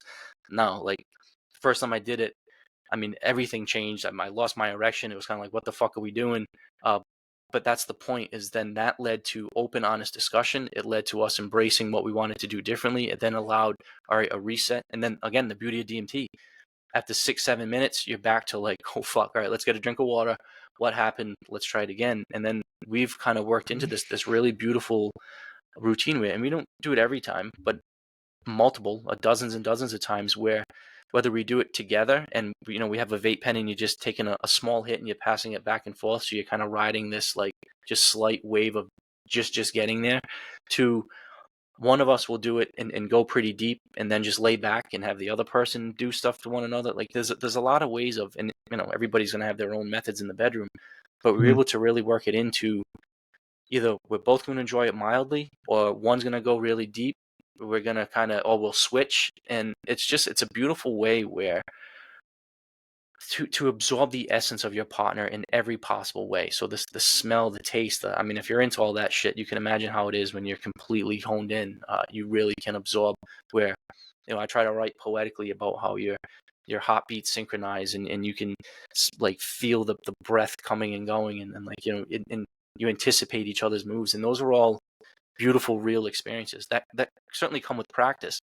But the real application after that too, not just the fun sex, and it can be beautiful fun sex, but the integration in the conversation afterwards. So the snuggling afterwards, where you're talking about what the fuck just happened. If there's any way for a relationship and couple to grow closer, a hardcore snuggle integration section after shroom and DMT induced tantric sex for hours, like that'll fucking do it. And or it'll show you the opposite, that way, hey, we're not compatible and can you please leave? Maybe that'll happen too. But There's the door. yeah, you know what? I took a hit and you look like the fucking devil right now. But in my case, like I take a hit and this beautiful woman, Alicia, looks even more beautiful and even more stunning. And I can see, just how we interact and how our energies actually mend. But this just, if I could, because you talked about some of your experiences with women, and I think as we try to teach young guys or whatever, middle-aged guys that are going through some shit, I think another powerful aspect, like, yes, cool, you can have great sex on shrooms and DMT, but the real practical application is, this is coming from a guy that lost 3 long-term relationships, that for a long part of my life, I had to fight for every fucking nut that I got. I had women that did not want to have sex with me, where now I have amazing relationships. I have multiple relationships. I have the best interactions that I can possibly have, because of the work that psychedelics did, and specifically in embracing the feminine aspects and understanding the feminine aspects, not only in myself, which I was always this tough guy, macho, project the sense of security, have the nice house, the car, all that shit. But once I got rid of all of that, and we talked about the shadow work that's done. So I think if you're a woman or a guy, you've got to do that shadow work and you get rid of all of those other insecurities. But the ability to see the beautiful archetypal feminine energy that you're able to see in this DMT space, but then experience it with Alicia, and to see it in the flesh, and to truly be there in her beauty and in her essence, the power of that has allowed me to embrace all of these feminine aspects of myself. So, and not in some gay like way, and not that I have no problem with any homosexual shit, and completely comfortable with that, but not No, in any way. I get what you're saying. I hug my guy friends. I tell them that they're handsome. I tell them that they look good, that they smell good. I mean, we start out our conversation with love and sharing. But it's also just the caring aspect. It's taking care of one another. It's anticipating one's needs. It's all the beautiful things that women naturally bring, and that archetypal, beautiful feminine energy that I was shunning in my life. I was pushing away in my life because I couldn't understand it. I fucking destroyed it. And now, whether it be with my mother, my sister, my 2 beautiful nieces, Alicia, like I mentioned, to the lady at the market who works at the counter, I'm able to interact with women in a much more whole way. And because of that, I feel like I have this also just kind of next tick in the level up of where I need to be as a human, where I'm whole in both my masculine and my feminine. I can embrace both. I can appreciate both in myself as well as others. And I didn't have that before psychedelics removed the bullshit. If anything, just the opposite. I was pushing every beautiful feminine energy away from me, and then wondering, like, oh, what the fuck? Why am I not getting attention? I've got the money, I've got the car, I've got the houses, I got the muscles, I got the tattoo. Like, bro, well, I'd walk into a room and I was putting off this energy cloud of fucking shit. Like, no wonder why these women weren't attracted to me. Where now I've got nothing. I've got no money. I live in my parents' basement and I'm rebuilding my entire life. And I have beautiful interactions of multiple people, and I have people that are magnetically attracted to me because I'm authentic now.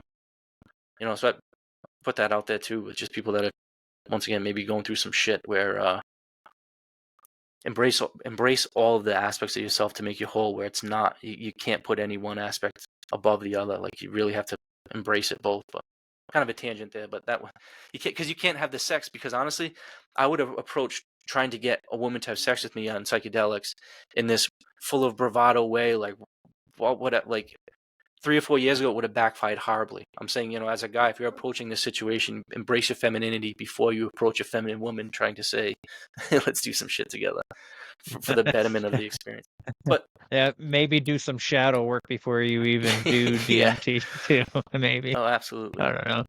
But you know, like you mentioned, you have a daughter. Like, just being able to appreciate just truly, like, that energy source and where that came from, and the ability to embrace that, enrich that, and make sure, especially as a dad with a daughter, that, man, that light is so beautiful and so unique and so colorful, and fuck any man that tries to put it down, or fuck any man that tries to, like, lessen it or change it.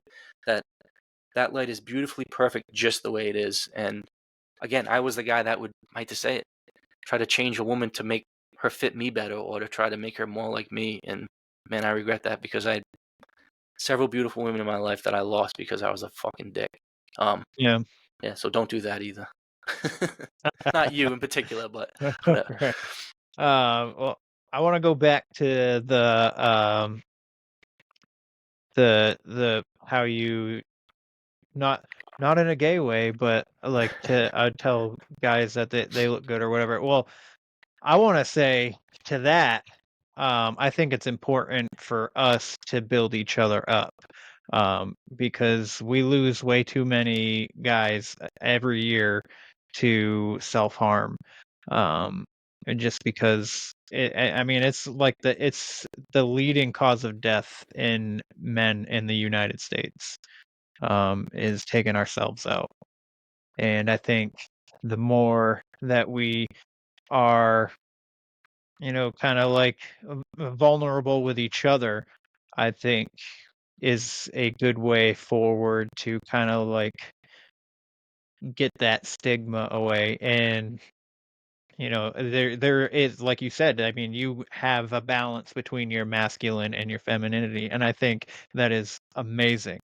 um Maybe I do too. I'm not sure, but I think I kind of do, at this point now. But I think that is so important for men in this day and age. And I'm not talking about being girly or anything, but like to be able to be within yourself and vulnerable, and to know what you want, and to know how you're feeling, and being able to express the way that you're feeling in a healthy way, where it's not like, the douchebag dick that, oh, I have the money and I have the cars, fucking come over here, Um, it's just being your authentic self kind of And thing. And I think we need more of that in our men. And and it I can don't be just as I'm sorry.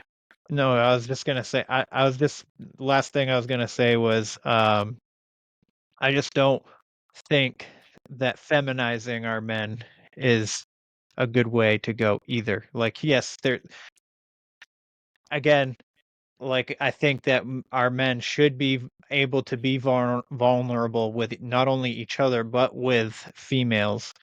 But you don't want to be over feminine, if that makes any sense. You know what I mean? No, embracing both.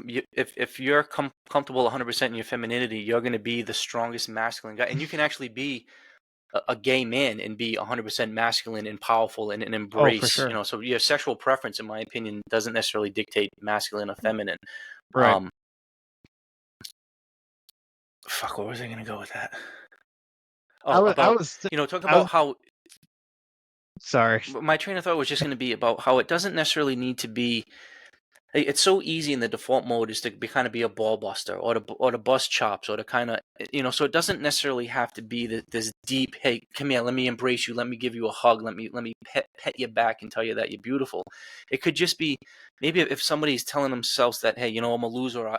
Actually, a perfect example, my buddy today said that he was convincing a guy at 47 to go ask that woman out because he'd been divorced, he's got nothing to lose, like why the fuck not. He came back to work the next day. The guy did ask her out. They have a date. They're going to Block Island this coming weekend. And it was like this beautiful story of my friend encouraging this guy to move forward. And he said, you only live once and go for it. And it's all of these positive things instead of just being like, hell, I don't know, you're a fucking goofy looking bastard. Good luck.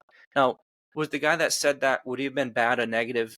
No. I mean, and maybe the guy, and Scott said he was a good goofy looking bastard.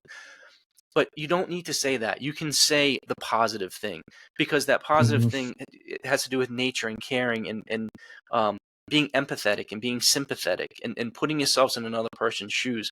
So it doesn't always have to be like, oh, you look good and you smell good and like the feminine aspects of it. It can just be, fuck, man, let me bring you up.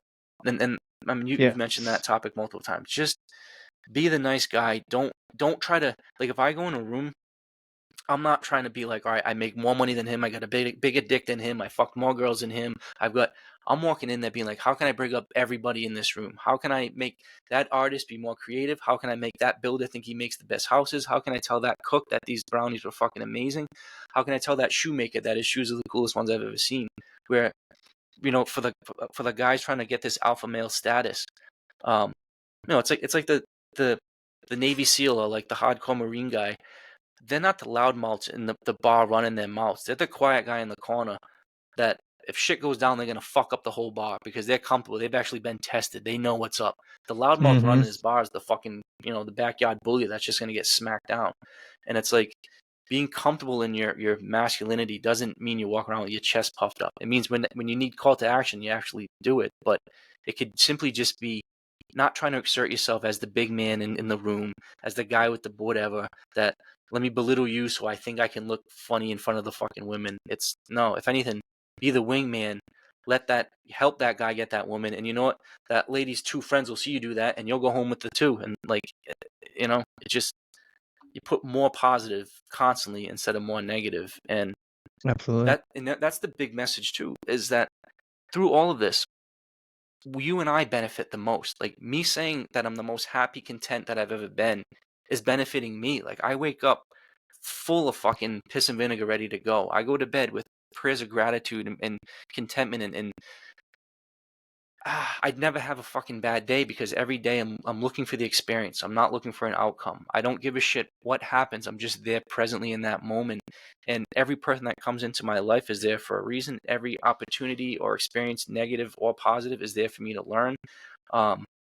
Every day I just glide through with this connection to being in source that wasn't there when I was clouded with plaque. And it's a beautiful state to be in, because you're comfortably masculine, you're comfortably feminine, you're comfortably whatever you're comfortably just connected with who you are. And I think that there's a lot of fake, unauthentic people now, whether that be, and a lot of it, honestly, is they need to do it to survive. Like, especially True. little kids. You know, I was a teacher for a little bit in elementary school, and it's like, these kids have these survival mechanisms, and they're rough and they're tough, but it's like, that's why they're fucking here. And as you said, you had some struggles as a kid with the mental shit, and it's like, man, it's no joke. Like, For real. uh, For real. I don't know if completely off topic, but I don't know if this is in like enacting any kind of like psychedelic response in me or not, but I've been ice bathing a lot lately. So I tried it last year, like, because I know the benefits of it and stuff. Like, it's helps with inflammation within the body. After a workout, it's good for muscle recovery. It helps with depression. Um, and might have benefits to cardiovascularity, like, and your testosterone, like, kind of boost your testosterone. So, like, you're getting a better blood flow through your body and shit like that. But so the first couple of times I've been doing it for maybe 2 weeks now, and it kind of sucked. I'll be honest with you. Like, and I'm just like, I don't want to fucking do this. I don't want to yeah. do this. But I came home from the gym today, and it was raining outside, so it was already kind of chilly out. And I'm sitting there, and I'm like, do I want to do it? And I was like, ah, fuck it, I'll do it. It's better to do it after the gym anyway. So I went out. I got right in. Like, I didn't. All the other times I would get in and I'd be like, oh my god, and then I would like slowly do it. But like, I just went in and got in, and like, yeah, it was cold and I was sitting there shivering. But I think after, like, so I like to listen to rock ballads, like Black Sabbath and Metallica and stuff. So like, I know if all I got to do is listen to 2 songs, and that's plenty of time in the ice bath. And so I'm sitting there this time today, and I think it was like 5 minutes into it, and I'm just like, I start moving around to make it colder on me, because the more you move around, the more, like, you don't allow your body to start kind of like warming up the space. And I'm like moving around, and then all of a sudden I just felt like this euphoric feeling, like I was happy, and I was just like, I could sit in here all day. You know what I It's mean? beautiful. It was the strangest feeling, and I was just, and so because I have the tub sitting outside next to my garage, and I could see in the reflection of the window in my garage the trees behind me, and just the leaves falling, and they're just red, orange, and yellow, and I was just like, wow, that's like, I got stuck on looking at that reflection, and I swear to God, like, the time flew by, and I don't know. I just, like, it changed my mood for my entire day. Like, not that I had a bad day or anything. Like, I was fine before it. But as soon as after that first 5 minutes today, I was just like, this is awesome. I'm having a fucking fantastic time. You know? So, one, that's an absolutely beautiful story, because it shows perfectly what we've been discussing, which is the power of taking control of your mind, understanding that your consciousness kind of is in control of that. Now, like we Mhm. talked about, whether it be trauma, whether it be psychedelics, whether it be meditation, Like in your case, the ice bath is what was that stimulus that allowed you to force that connection with your body, and it led to an altered state, which allowed you to get into basically like a comfortable flow state. And what an amazing capability for a human to get into. And it sounds like you've only been doing it for not that long. Imagine if you've stay with it, like like that guy Wim Hof. You see him all the time with his breathing and getting in the ice bath and shit like that, and it's like he's onto something. Like he's onto a lot of shit. That's all endogenous, natural produced DMT. He's got like, I mean, it looks like you've got some gnarly tattoo work. Like I've had an 18-hour session, a couple 12-hour sessions, 10-hour sessions. Like I've gotten like some, because you get into that meditative state where I love it. People are like, oh, how can you sit there that long? I can't wait for my next prolonged state, because I know that it's going to be mind over matter, that I get to tell myself what I'm going to do, and that what an experience. And so in that case, that kind of vibratory pain / hum of the tattoo gun gets me in the state, just like the ice bath or just like meditative breathing. But for you to say that you felt, and actually one of my friends said that meditation is his favorite psychedelic. And I love that phrase, because you truly can get into a psychedelic state through meditation, let alone meditation in an ice bath where you really are dialed in. That's it, man. That's ecstasy. That's you. I'm not to say I guarantee like I'm some doctor, but I can almost guarantee you that you had DMT pulsing through your body today when you were in that ice bath, because of what you were making your body do. And that, to have the ability to reset like that, to have control, and then you just said it. Who's the benefit of it? You're coming out saying, I felt refreshed, I felt reset, I'm smiling, I'm good to go. Like, that's beautiful. As opposed to go to the bar and down, a couple shots and a couple beers, or come home and instantly put on the fucking smut news, or I don't know, so many things. So you went to the gym, awesome. Then went home and took care of yourself, awesome. Now you're doing a podcast to expand your consciousness, like, you do that for several years and you're going to line up a hell of a fucking life. And I think that's, as opposed to where I know in the past I was making a lot of money, but I was self-destructing everything else, where now I'm building the right foundation for a true life of contentment. And for the next one, like I know, so actually another way that psychedelics really help in a practical way is, throughout my life, I always felt like I lived my life like I was on camera. It kept me honest. I never stole a pack of gum, like that type of shit, because I always felt like I was being watched, and I always felt like I had my. Real quick, I felt the same way.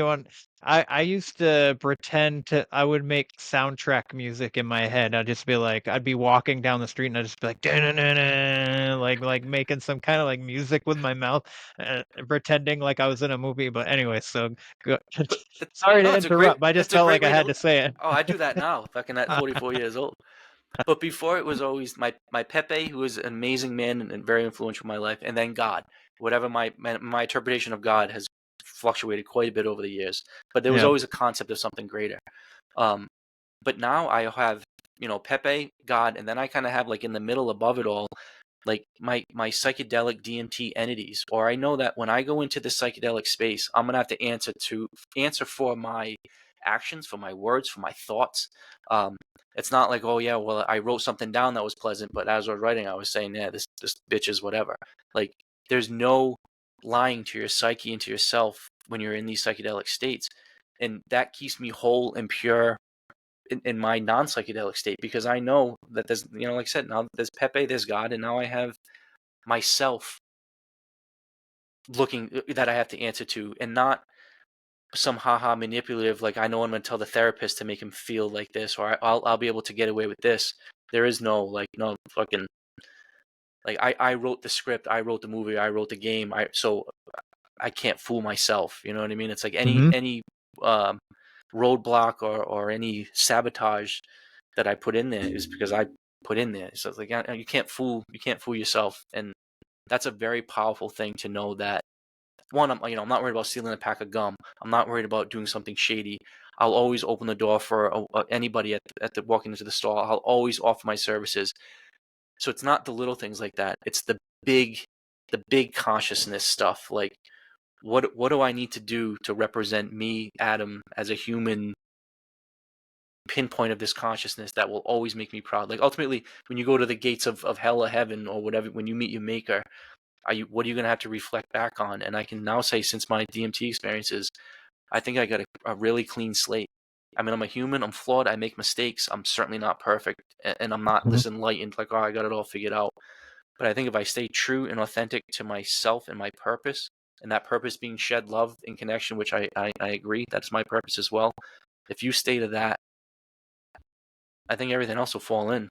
The money, the relationships, the sex, the house, the cars, all that shit is meaningless unless you have that first. Where, in my prior life, and it's important because most people are like, well, if I just had money, I'd be happy.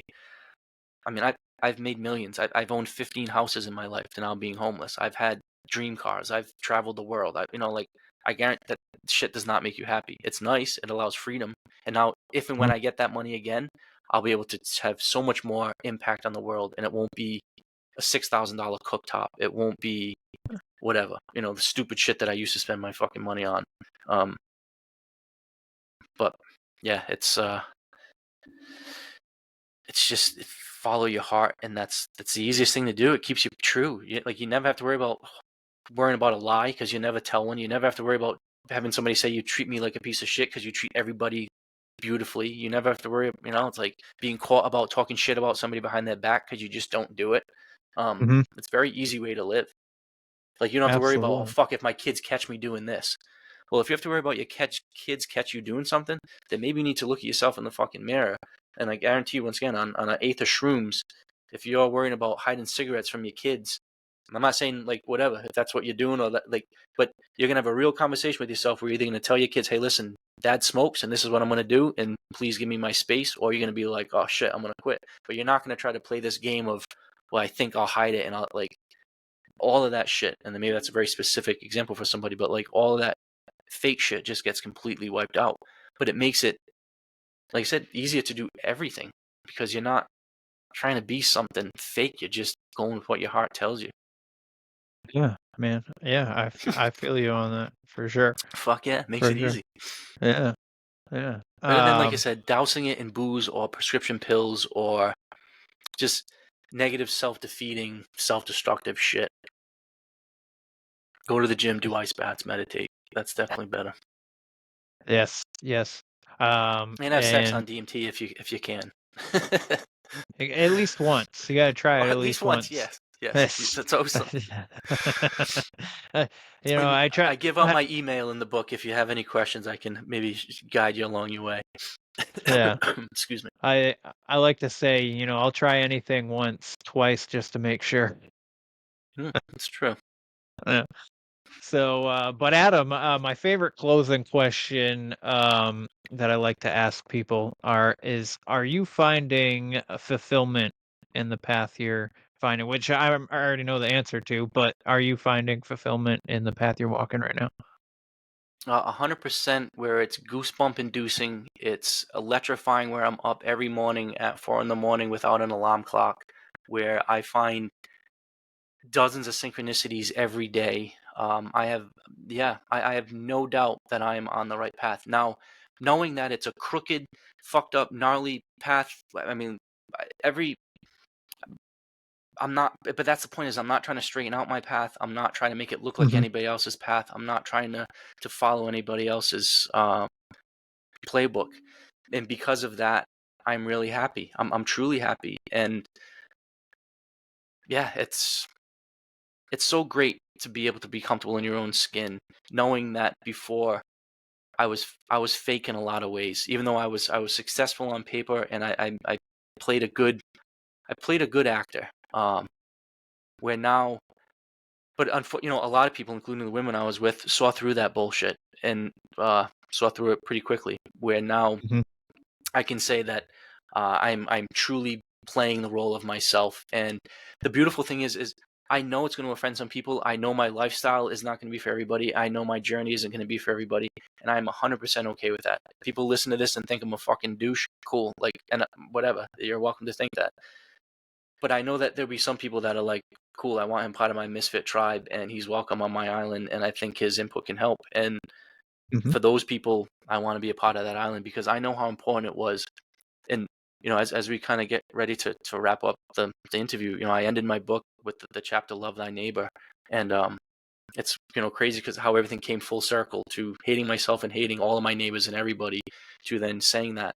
But that's a really important kind of way to wrap it all up, which is just love yourself first. Once you do that, it's impossible not to love your neighbor. And then once you do that, it's impossible not to have this consciousness shift that humanity needs to have. But it just becomes self-fulfilling, because light is clearly light, dark is clearly dark, and you go to where you want to go. And yeah, so I'm very happy, very fulfilled, knowing that part of my journey isn't going to be easy, isn't just to walk through the light and have, you know, rainbows and puppies and everything's fucking great.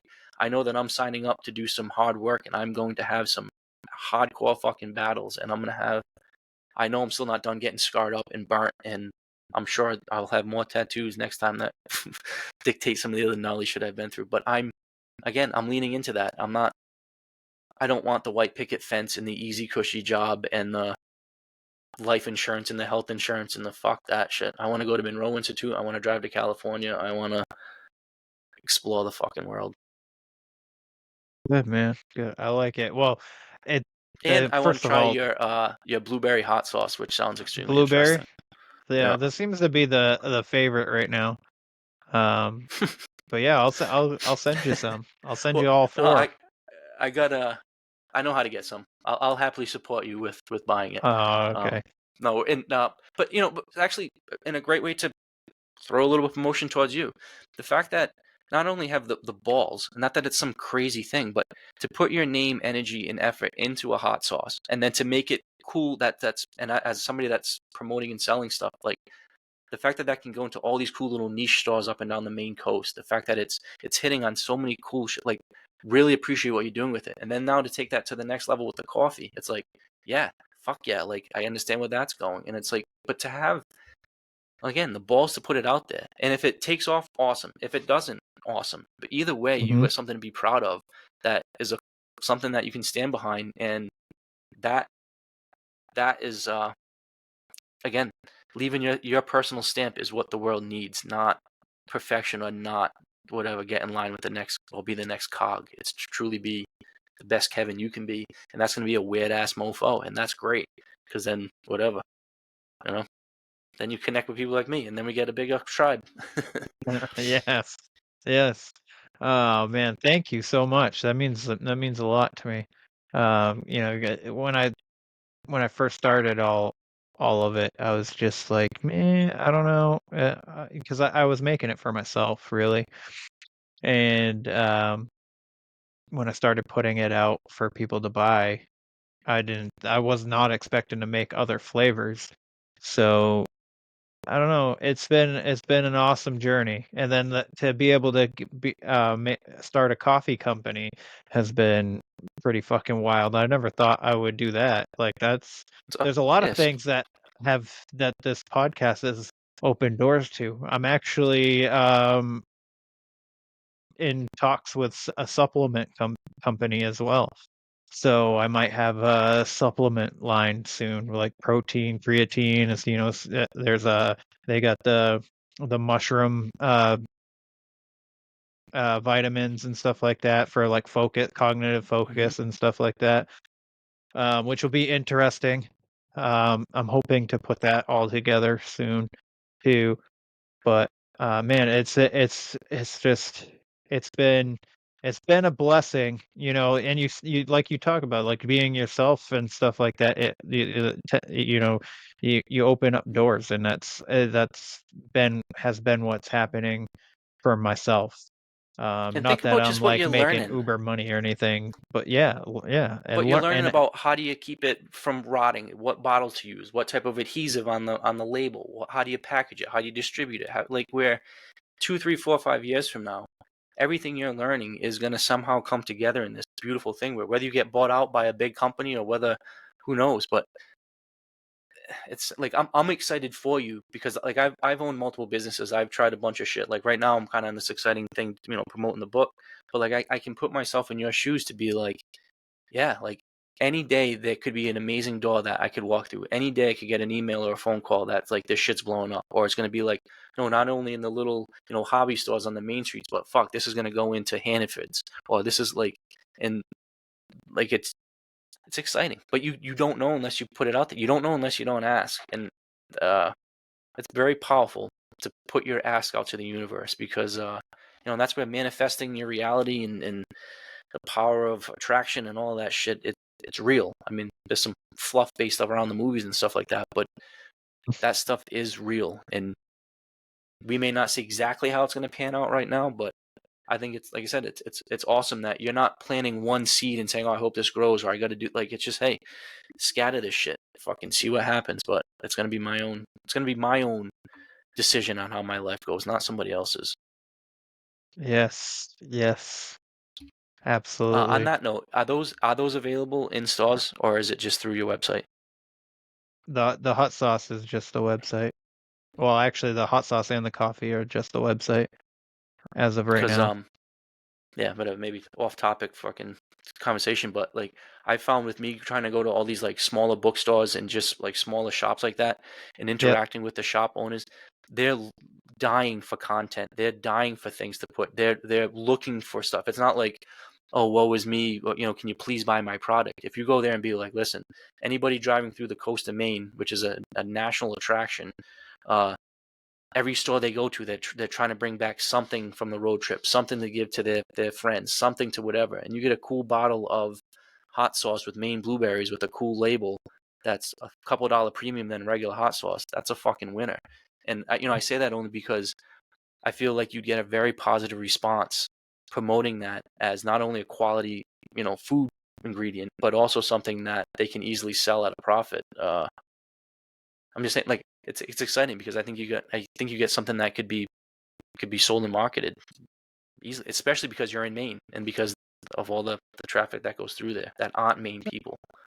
Yeah, absolutely. That's my I business would side like. fucking going with you.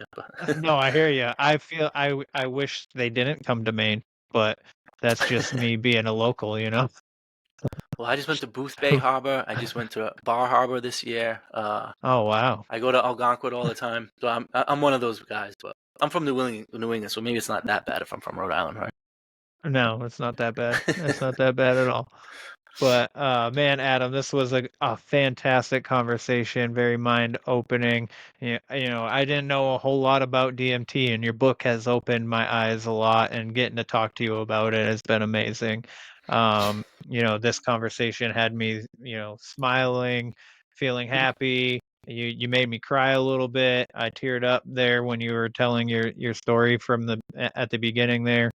I got goosebumps a couple times. So Oh man, man, that's awesome. Thank you. yeah, yeah.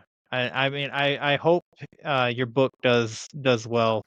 Because I have this like sense of feeling like you're a good dude, you're genuine and stuff like that, and I think Well, I you got the can. next book in the works, and I actually had a Do conversation a you? couple days ago with a publisher that asked me to talk to him before I put the next one out, that he may want to collaborate and actually get it published out. So, Nice. the plan is I'm going to stay on this path because I know Yes. the money making rat race. Like I've been there, and once again, there's a place for that, but that's not what I'm trying to get into. So, I appreciate your kind words. I appreciate your support, and honestly, I feel like this kind of like group of underground podcast, weird like esoteric knowledge type shit. Like there's a good core group of I say younger people, but people where I know we're making an impact now, but I'm very comfortable that in 5, 10, 15, 20 years, the movies, the documentaries, the books, what's going to come out of these types of thinking conversations are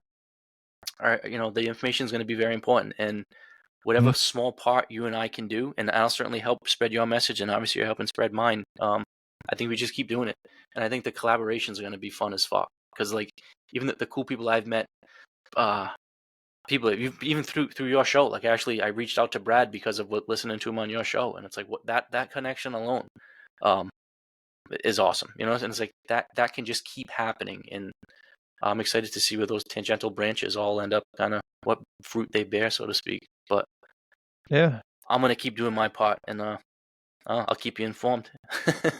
Yes, you do the same with me. Yes, I would love to keep in touch. So, but for all the listeners, that is today's show. Please like, follow, share, subscribe, do all that stuff. I'm gonna put Adam's links in the show notes so you can find his book and find his Instagram if you're interested in following him. But if you don't mind leaving a rating and review, I'd greatly appreciate it. Obviously, you don't have to. It's not the end of the world if you don't, but if you can't leave a review and you want to, on the catcher that you're listening on, you can go to the website where the weird ones are podcast.com. That's where you can get the coffee and the hot sauce as well as the merch. So I got some new t-shirts out on the shop. Yeah, that's it. So, but you know the drill, guys. Question everything and stay weird.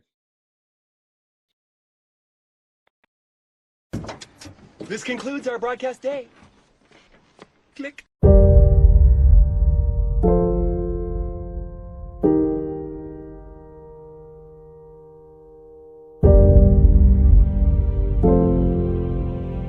Because in the end, none of us have very long on this earth.